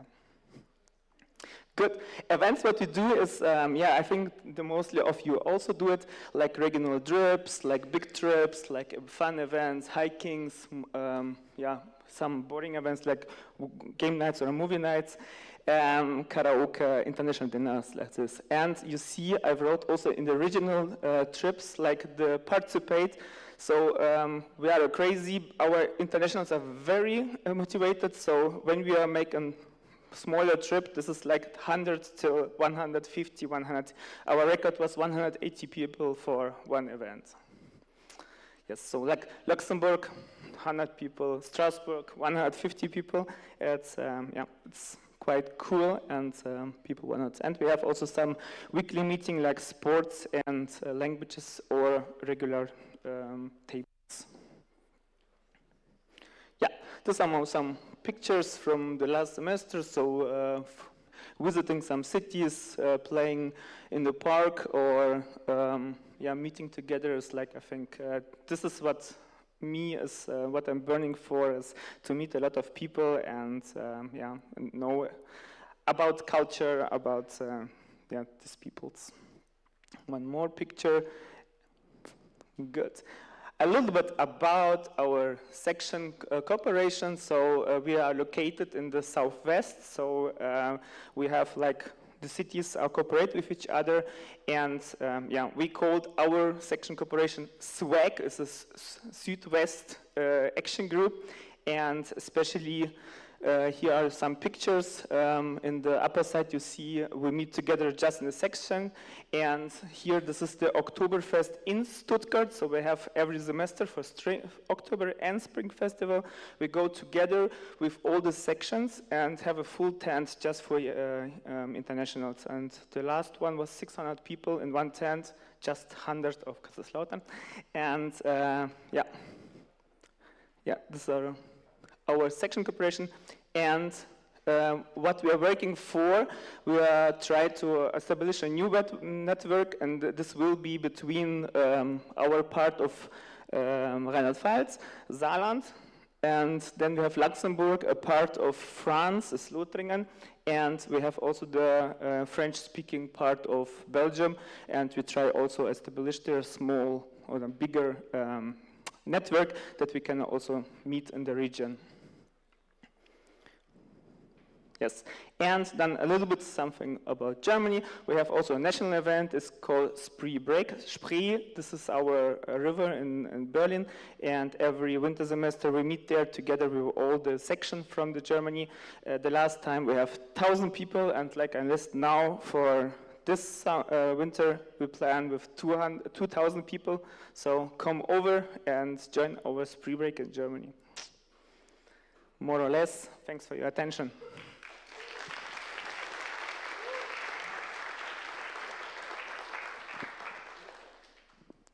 Do we have some question? Yes, and we have 5 minutes for the question round. The speakers list is now open. So,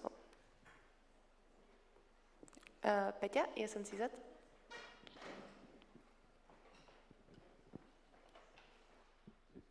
Petra Papuláková, ESN CZ. Thank you so much for the presentation. You're welcome. Here. You were explaining the really complicated situation that you have within your section, and also that you are still really active but not really living in a city. So, like, how do you manage? Time management. Can you elaborate? Yes, this is like this, a double job. You go to work, you come back, you open your private computer and starting to plan for your ESN section. And then we have, because of the most of the cities, we have our meetings are online, because that we can meet together and try to make once, like really a team event once a month, and the other ways, like for example, in Zweibrücken, we have a small group. They are motivated and do all by self. So we just say, okay, what you need of finance, or where I have to call in the university that they give you a room, something like this, and then they do it. So this is a good thing. And in Kaiserslautern, it was hard the last year, and this semester is quite good. So last week I was ill, and then the people do everything without me. I was so proud of them, so all fine.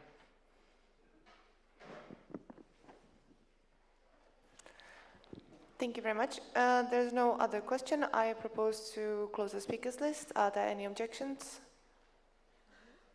Okay. So thanks a lot. No, sorry, there was an objection. So, Valerie? It's okay. So after you, I propose to close the speakers list. Are there any other objections? No, okay, speakers list is closed, and go ahead, please. You can ask me the evening. No, Valeria can go. Yeah, sorry. She still made it, yeah.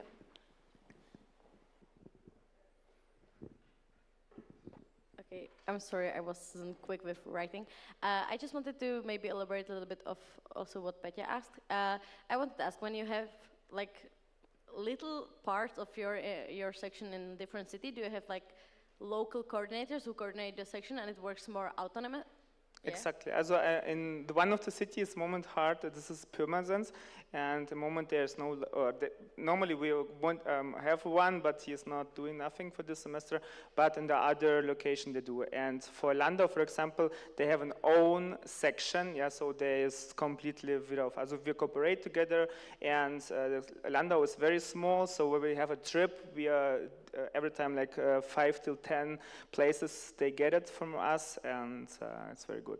I remember my first trips, it was Hamburg and Hanover, and we make really 2,000 euro of minus because the bus was not full, and since we have all these sections, so the whole region, the bus is every time full for a big trip, so it's nice. Okay, thank you very much. Yes. That was the last question. Thank you very much. Thank you for your presentation. Thanks a lot, guys.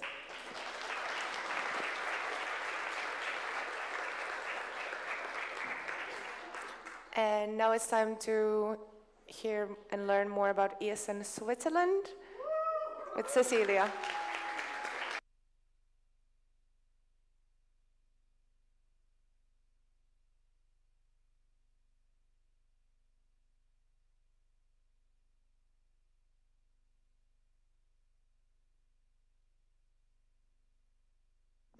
Hello.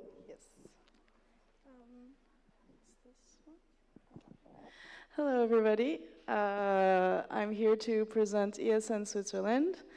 So, what side is it? This side? Yes. Okay. Sorry. So who am I? I'm Cecilia. I'm ESN Switzerland's communication manager-elect. So I'm starting my mandate in 2 weeks. Very excited. I'm 24 years old. I'm from a little island, not so little, called Madagascar. I'm based in Lausanne, and my local section is Uni Lausanne, but I'll talk a bit about it afterwards. I'm studying to become a food critic, so like the character in Ratatouille, if you have the reference. I always have some kind of baked good on me because I love baking, I love cooking, so, well, I don't have it right now, but usually I do.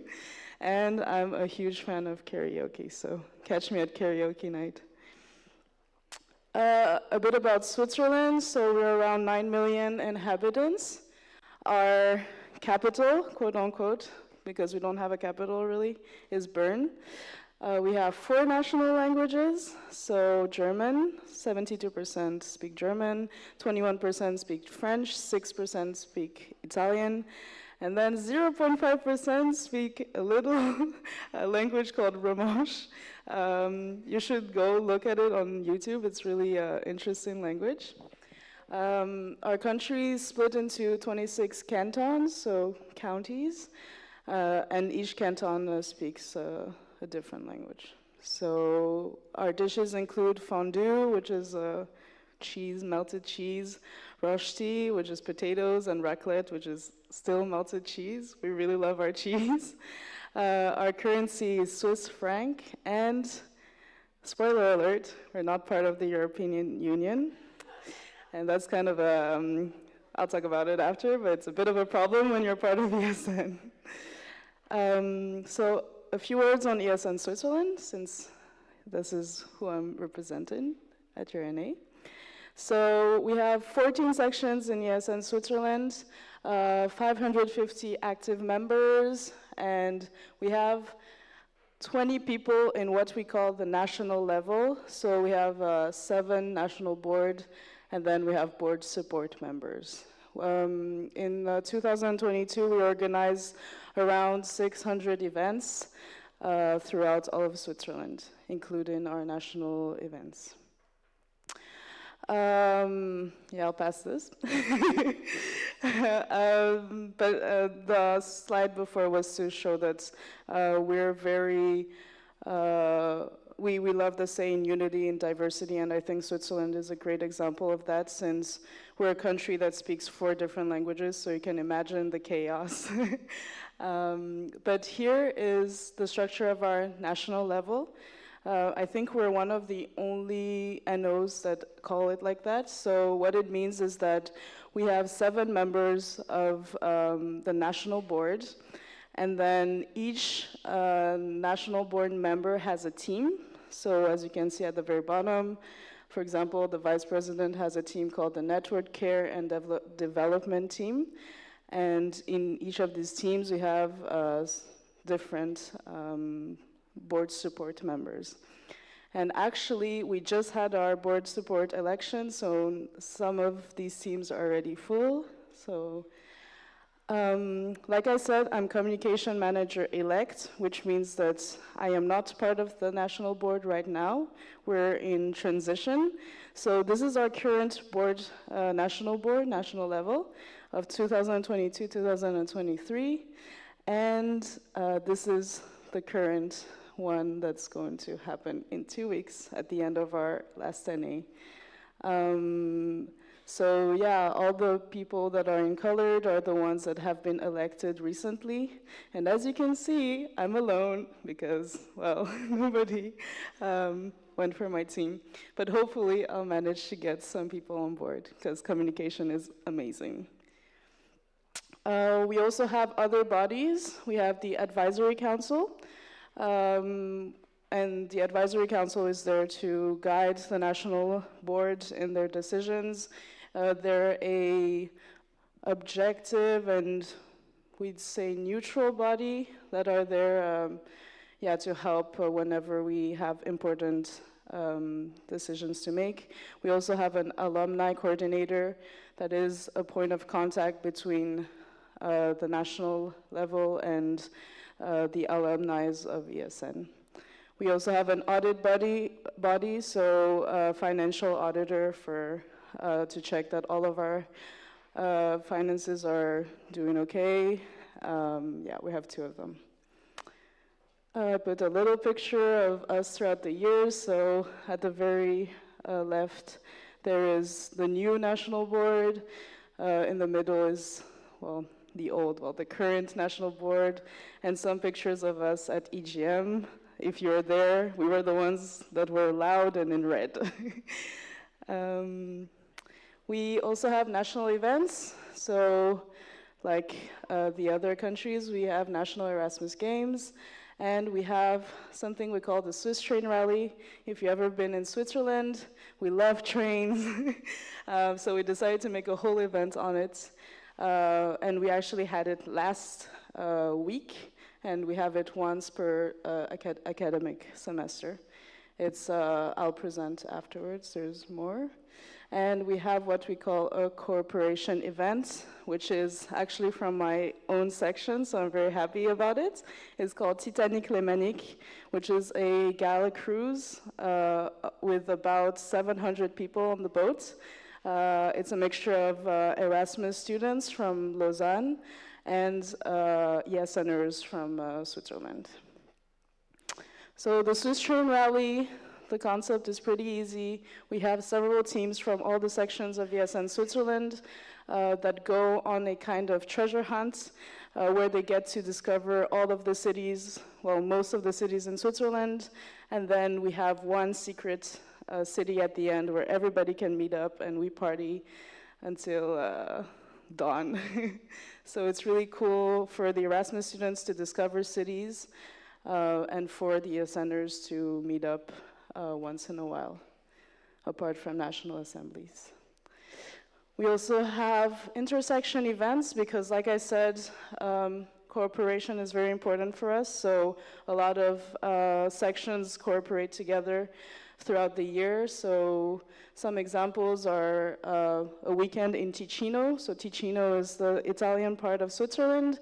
We did a weekend, so Lucerne, Zurich, Neuchâtel, and Lugano, and the Erasmus students all met up in Ticino to have a very fun weekend. in 2021. And we do that mostly every year in the summer. Talking about national assemblies, I'm very happy that I got to come to this one. So to pay you back, I've invited you to our next NA, which is in 2 weeks on the 2nd and 4th of June. So as an international guest, you can come to this event. The participation fee is 70 francs, which is 72 euros, or according to Google, 1,700 crowns. And this includes accommodation, meals, transportation in Lugano, which is in Ticino, so Italian part, and of course a memorable weekend. And sustainability is a cause that we keep dear to our hearts, so if you come by train or by bus, your travels will be 100% refunded wherever you come from. So keep that in mind. It's a really cool opportunity. So I hope to see a lot of you apply. I made a little QR code if you want to scan it. And actually, the registration stops tomorrow. So, you know, get a good night's sleep and think about it. But yeah, I'd be really glad to see some familiar faces and make you discover our national assemblies. We also have community weekends, so it's like community meetings, but we go in one place, one Swiss cottage, and yeah, meet up and share best practices. It's really, really cool event. Talking about not being in the European Union, unfortunately, we're also not part of Erasmus Plus since 2014. We got kicked out. And so ever since we've lobbied very hard and advocated really hard to get back into Erasmus Plus because, well, we don't have as much advantages as all the other ESNs. So we have this campaign called Erasmus is a Big Plus, so a campaign for the reassociation to Erasmus Plus by 2025.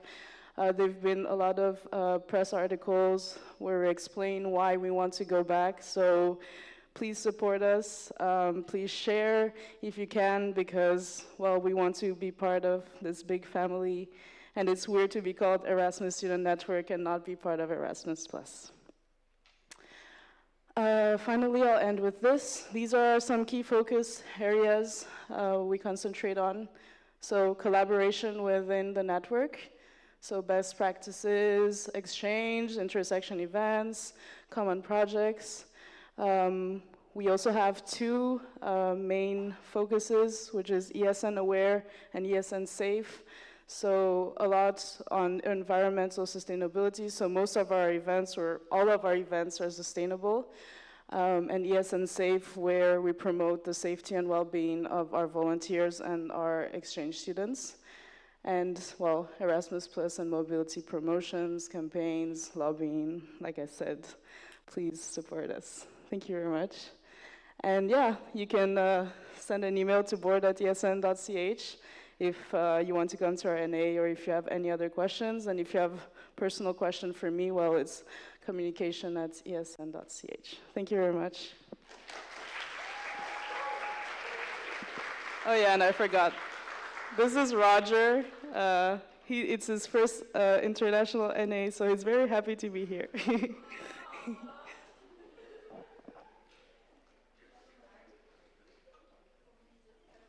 Thank you very much for your presentation. We have questions, looking at Sunday, sorry.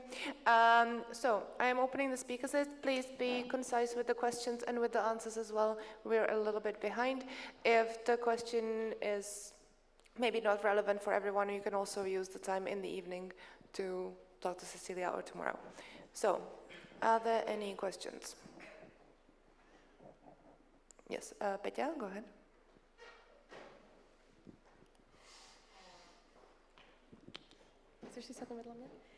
Petra Papuláková, ESN CZ. This is the first time when my question will not be concise. I'm really sorry, because I have to say that I love the work of the national board and what they are doing when it comes to the advocacy of the Erasmus Plus, and like Jas is such a sweetheart. So thank you for being here. Thank you for the presentation. I saw in your supporting structure that you have something like section coordinator or manager, and I think that the position is visiting all the sections in Switzerland, and you are doing something like quality assurance. Can you maybe explain us how it works? Yes, of course. So our section manager is actually our future president, Arnaud, and the whole concept is it's one person that is in charge of the well-being of the sections. So this person will go and meet up with every single section during the semester. So he has to do that twice. So that's a lot of places to go.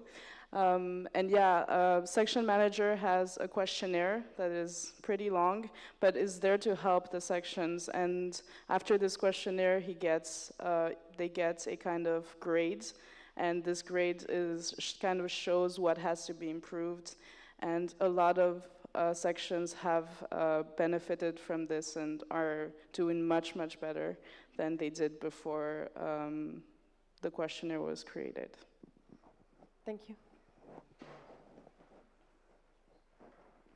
Thank you. I have Martin on the list, and I propose to close the speakers list. Are there any objections? No, so the speakers list is closed. And the next question is Martin.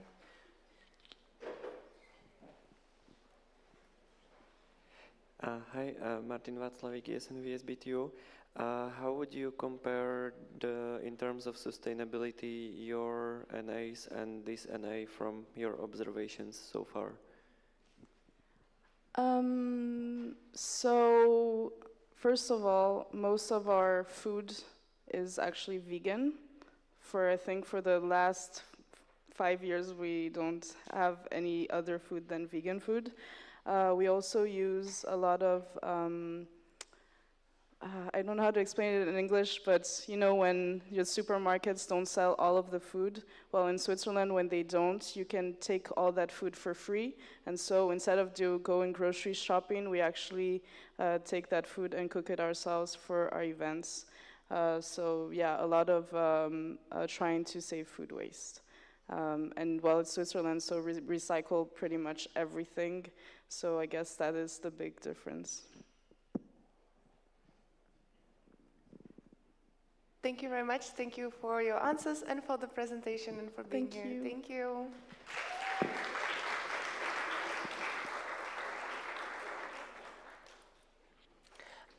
Next up is Filip to tell us about ESN Austria. And Marie? Oh, where are you? You're not in the agenda, sorry. I will introduce her. Great. There you have the microphone and the thing. You have 8 minutes for the presentation. You have 8 minutes for the presentation. Please try to respect the time, and you will see it right there, how much time you have left. Thank you.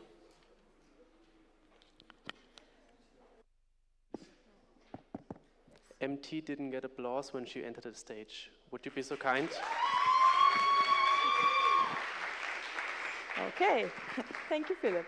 So, hi everyone, we're Philip and Marie-Therese, or MT, from ESN Austria. And today we're gonna talk a bit about first ESN Austria and what we do there. So, as I said, my name right there, my pronouns are she, her. I used to be president of ESN Austria until like 3 weeks ago. I'm from Vienna and I volunteer in ESN Uni Wien, which is the biggest section in Austria, with about 60 members. And Philip is one of our new ones. Yeah, we took over 3 weeks ago. I'm Philip, one of the honorable members of the Blacksmiths. And what you can see in the bottom left corner is our amazing Vice President Maxi. You see our amazing mascot Kali. And then it's me, our amazing, hopefully amazing, section mascot, I'm sorry, and hopefully amazing Secretary General Philip. I'm not from Vienna, but I volunteer there. Go ahead. All right, so ESN in Austria was established in 1992, and it was founded in Graz, not in Wien, in Graz. And currently we have about 220 volunteers all over the country, supporting around 8,000 international students every single year. Currently, we have 15 sections distributed in the country, and we have with that 20 higher educative institutes covered. 6 of our sections are actually located in Vienna, so the remaining 9 are distributed over the country. Within Vienna, we have an umbrella organization which consists of currently 6 sections collaborating within ESN Vienna. We have around 100 members in that one very city, supporting already 5,000 of our 8,000 international students coming in every year.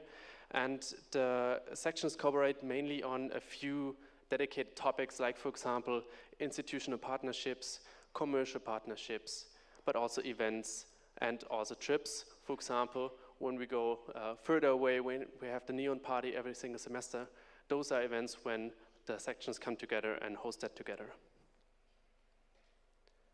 The new national level is currently loading, and it started 1st of May. So we haven't managed to update this one yet with the picture of everyone, but you've seen some of the new board already. Some actually repeat their mandate or reapplied, especially our WPA Aaron and also our Vice President Maxi, who you've seen in the first picture. Those 2 will continue in their current role. I replaced Georg in the bottom left corner, and the other colleagues, I promise you will see the next time when I finally update the slide.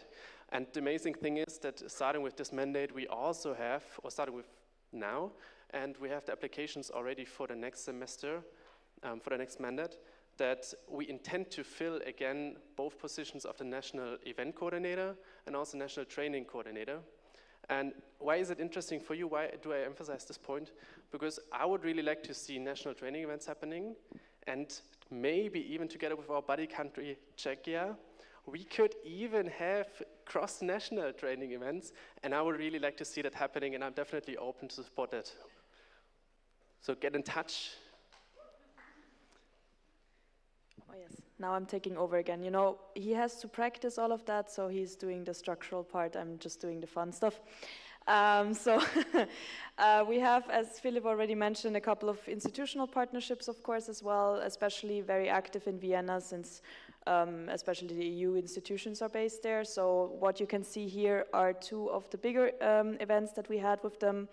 First, the EU Youth Edition talks, where we had a panel of young people engaged in politics and some kind of discourses and discussions about the EU, as well as the Solidarity Tram, where the commissioner for Austria gave a speech inside a tram while everyone was sitting there. It was slightly like the tram party in Brno, but not as by far as fun. But we ended up going to the outsides of Vienna, also big photo shooting. It was very political, very interesting. Anyhow, that was nice. So we also do that intense and serious stuff, but we also have our national event, which is ESN Alps. Alps is not just for the mountains, but for action, leisure, party, and ski. We're still discussing the rebranding, whether it should be people instead of party, but for now it's still party. So this is happening twice a year because it's a skiing event, so we have to see that it's somehow in the time where the incomings are already here, and somehow in the time where you can still ski in the summer semester. So the summer semester one just happened in the end of March. It's a cultural event with skiing. Usually we are very lucky with only having to call 1 helicopter because someone fell and broke something, but in the years that I remember, no one died, so that was great. Usually we have about 200 participants. We're looking for possibilities to expand that. Currently the venue or the hotel where we're having this event is not big enough to expand it, so as soon as we find something, we can also have international guests. Hurrah! This is the version of, I think, autumn 22, so all the people being there, having fun, skiing with the merch, it's awesome, and it was BIM approved. We checked that with the star above the mountains, safe space and all.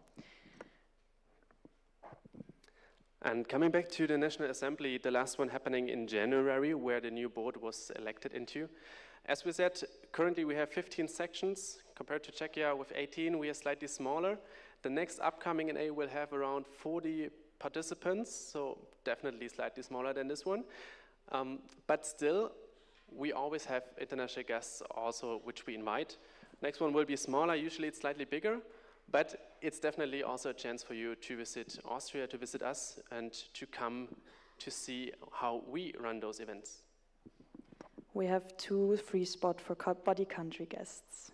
So if you're coming from the Czech Republic, you get your participation fee is 0.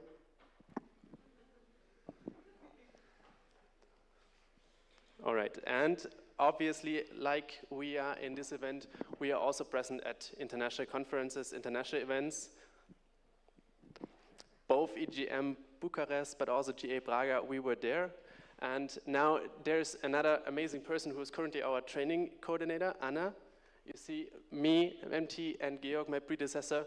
And we have more of these nice photos and very nice people. And you should definitely meet us because we are amazing people. And do not forget about us.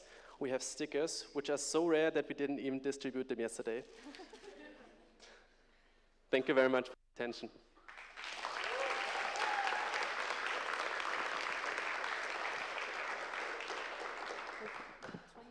Thank you very much for your presentation. I'm opening the speakers list. Are there any questions?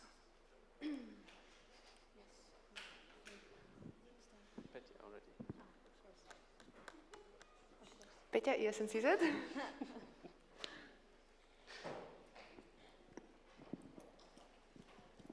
You can just sit next to me so you don't need to.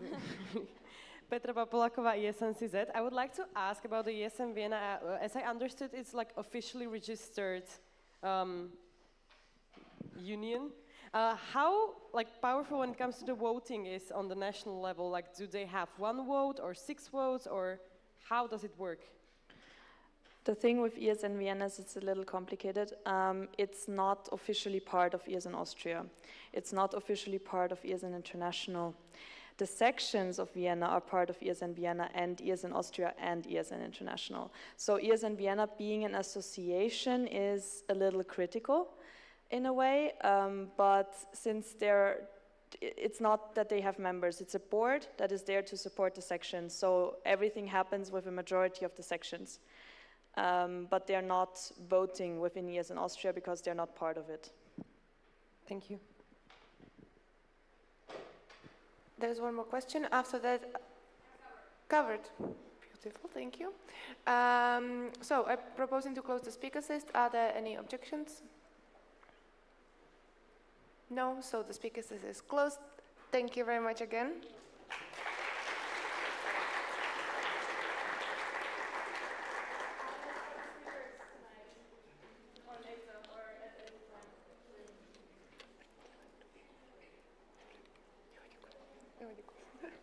And now we have a last presentation before the sessions, and please welcome Andrea to tell us more about ESN Romania.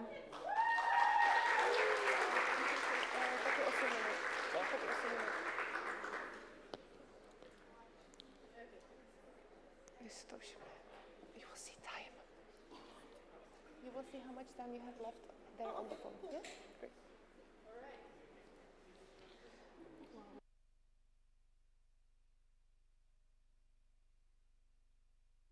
Did I get it? I got it. Nice. Okay, so hello everybody. My name is Andrea, but usually people call me Andy. I'm from ESN Romania, ESN Cluj-Napoca. I am not part of the national board. However, I'm part of the local board in ESN Cluj-Napoca. As you can see it in my pretty t-shirt and on my back. So, about ESN Romania. That is our mascot, our national mascot there.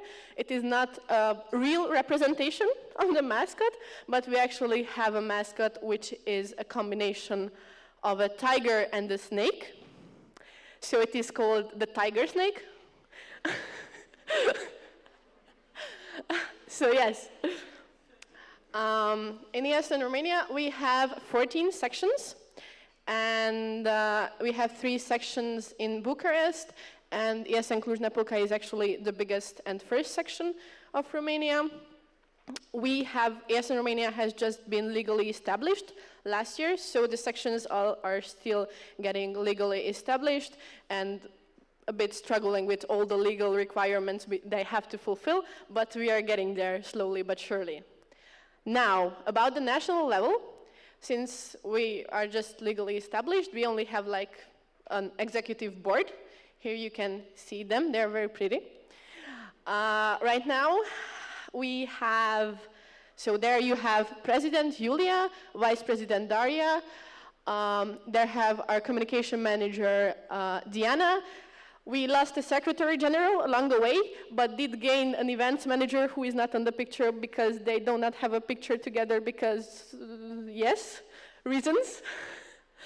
And there we have the national coordinators, Claudio for project manager, Podo for IT and web project administrator, and we have Livy for partnerships manager.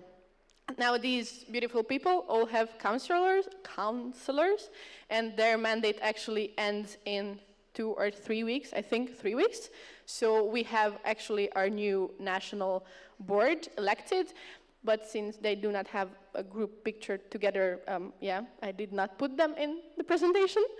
However, almost all the positions are filled, which is very good because we hope that it's going to be a better year and maybe more support for the legal establishment. Moving on, what do we have? We have national events, of course. We have 2 national events for Erasmus students. The first one is Escape to Vama Veche. Vama Veche is a beach city near Constanța, if you know it. And it was actually organized 3 weeks ago at the beginning of May. And the other one is Halloween in Transylvania. It is, yes, it is the biggest event of our NO. It's about 800 people, Erasmus students and volunteers. It is organized at the last weekend of October or the first weekend of November. And as you can guess it, it is about Halloween in Transylvania, because, yes. And we have a training for trainers on the national level. It is called Inspire. It was organized the first time last year, and it actually was very successful. So we have a national pool of trainers, and now we have also a training coordinator to coordinate them, so it's going to be awesome. About other national events for volunteers and members, we have a local boards training every summer for the newly elected local boards to get some knowledge, get to know each other, and it also helps the cooperation between the sections. And yes, I did an oopsie there. Those are the national assemblies. We have 2 national assemblies, one in the autumn and one in spring, in April, March. And the spring one is actually the elective one. And then other than that, we have a national training event in December, which is an event for our volunteers to develop and to gain some new knowledge about everything. Moving on, initiatives we have in progress on the national level, it's monthly community meetings, so each community, the HR, the events, the finance, the partnership, each community has a monthly meeting with all the local board members, like all the specific board member. And we have buddy sections. Actually, we have like buddy team buildings organized in section cooperations, and it's very interesting and very much fun because like 3 sections just cooperate together to have a team building, or 2, and they involve more and more volunteers. And this year, first time, we had a national induction day. It was organized online for the new volunteers to get to know also the national level, but to get to know more about ESN in general. And I think that's, yeah. And we have international events in Romania. Yay! So this year, we actually had 2. We had the international community meetings with 4 communities meeting in Cluj-Napoca. Oh my God. And then we had EGM Bucharest, who was there. Yes, very nice. So yeah, that was our biggest event, like ever. And it was very much fun to organize it and to help out and to see you all beautiful people. Now, we have ESN Cluj-Napoca. Now, this is an actual representation of our mascot. He is called Drakey because he's from Romania and he's from Transylvania, and I think you can guess it. He's not actually, you know, a vampire. We just call him Drakey. And about ESN Cluj-Napoca, we were founded in 2004. It is the biggest and first section of ESN Romania. And I have 1 more minute. Yes, cool. We have an office, and we have 80 to 100 volunteers per semester. Because, yes, we have 3 departments. And we have like 500 international students per semester. And we are cooperating with 4 universities. We are the only ESN section in Cluj. That's why we have so many volunteers and also so many Erasmus students. We actually, yes, and we are one. That's our motto. Okay. This is the executive team, part of it. And I'm just gonna go a bit faster because I have like 30 seconds left. And this is the prettier executive team, actually, when everybody comes. This was made at our gala because we just turned 18 years old. And we had a party for it because we're adults now. And moving on, local events, we have intro days, which are basically welcome weeks, involving all the Erasmus students per semester coming to Cluj. We have some trips. Actually, we have a trip today. It's very fun. And we have buddy events, because our buddy system is very, very evolved right now. I'm gonna finish in a minute. We have social impact workshops involving like sign language workshop or Braille writing workshop, which were very successful. Monthly dance workshops and Erasmus in high schools, of course.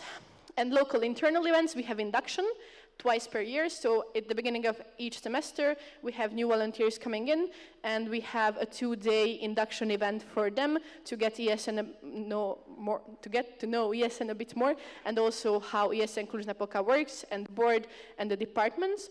Then we have monthly department meetings. Actually, that was my last department meeting because I'm not running again for board. So that was my last department meeting of the mandate. And we have general assemblies, usually every month. And we have, we have team buildings 2 per year. We had the training of trainers events. It was basically a crash course on facilitation, more of that. We had some facilitators coming to Cluj and organizing this fabulous event. And we have some social events like Secret Santa. And we have some pretty pictures here. And we did that at our last team building, and we cannot believe that the ESN star just looks like an ESN star without the colors. Okay, and thank you very much.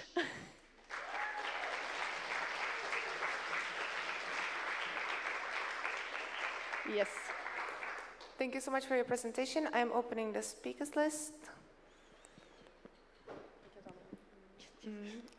I think I know who's going to be first. Yes. Peťa, ESN CZ.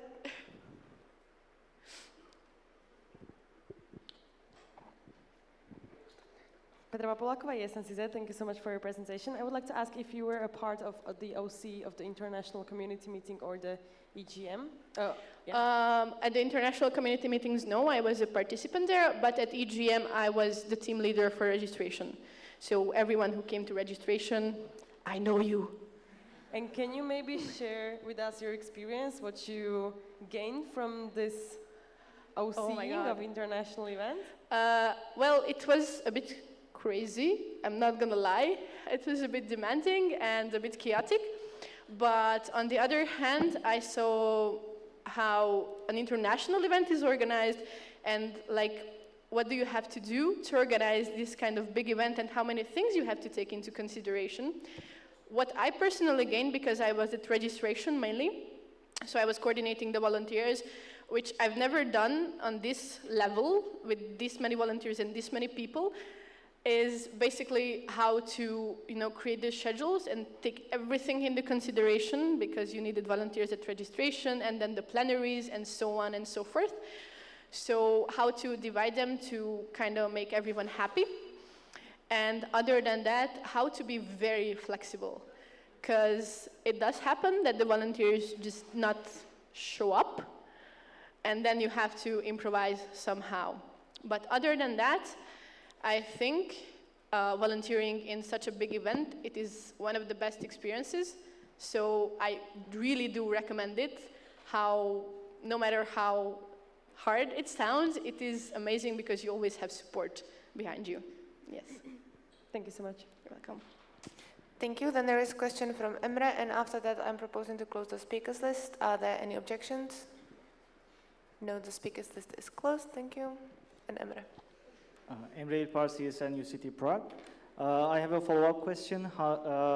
Did you make like a debrief, or how EGM affected the volunteers? How is the energy? How is the vibe? Like, you mean an official one or from my part? Like the volunteers in general, overall. Actually, the volunteers who participated in EGM, like actively participated in EGM, were so highly motivated that we had people running for national positions, national coordinating positions. So that was a big plus from that event. That was the most obvious thing we noticed. But also we had people starting to organize like local little events because they saw that, okay, it can be done. Yeah, that's it. Thank you very much. Yes. Awesome. Thank you very much. Thank you for the presentation and answers and being here. Thank you. Thank you very much.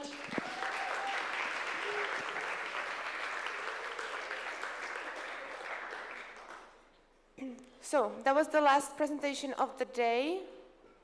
Good job.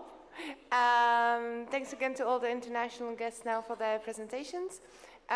Before we go into the sessions, we have a couple of announcements, so please pay close attention. And first up is Verča. So, hello again. There is 130 of us, and guess what? Some people have birthdays today. Can you please, the people who have birthdays today, stand up? Please. Woo! Can we sing them just a quick song? Okay. Happy birthday to you. Happy birthday to you. Happy birthday. Happy birthday to you.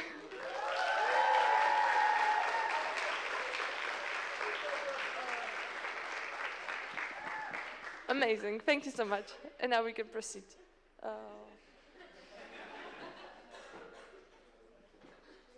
Now some information regarding the sessions, which will happen after this, now in a few minutes. Okay, so please come, national supporters come in front. Oh, here, yeah, here. Okay. So, as there's going to be national section representative and NB session here, discussing the candidates, the rest can come to the second floor where there will be our lovely national supporters, and you can ask them whatever you like about their position in the, within the national support structure. Okay, so now they are going to state their name and their name position, and you can come to them and say, hey, Terka, so how did you enjoy that, and so on. Okay, so I'm passing the mic. Why am I first? So I found out 2 minutes ago that this is happening. And I don't know what is happening, actually, so I'm not the best person to start. So state your name and position, so they know what you are. This is a bit of pain. Okay. My name is Marie, as I like to name myself in English. and I'm the social media and press coordinator. Well, the mostly social media coordinator, just that. Okay. Hello, so my name is Tomáš and my position is called HR coordinator. And basically, if I should say one thing what we are working on right now, it's a mentoring program. Emre Yilpars, social inclusion coordinator. And like, if you would like to know more about the value of what we do and what we can improve, you can come to me. My name is Terka and I'm the President's Community Manager. My name is Maruška and I'm the Vice Chair. My name is Filip and I am Technical Chair and Server Administrator. My name is Přema or Pepe and I'm Events Coordinator. I'm Moncha and I'm Alumni Coordinator. Hi, I'm Daniela. I'm HR and Events Community Manager. I'm Stepanka and I'm ESN Challenge Coordinator. I'm Bart and I am COSIS Coordinator. I am Lucy Orsdena and I'm the main chair.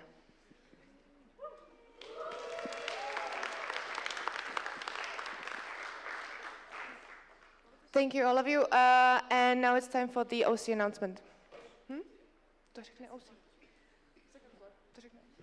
Yes, so regarding the OC announcement, guys, we would like to stress that we are a little bit late. And today, being on time is extremely crucial because, as you know, we have the big boat party, which is going to be amazing. But Moncha will tell you more about it. Okay. Great, so now are the sessions. At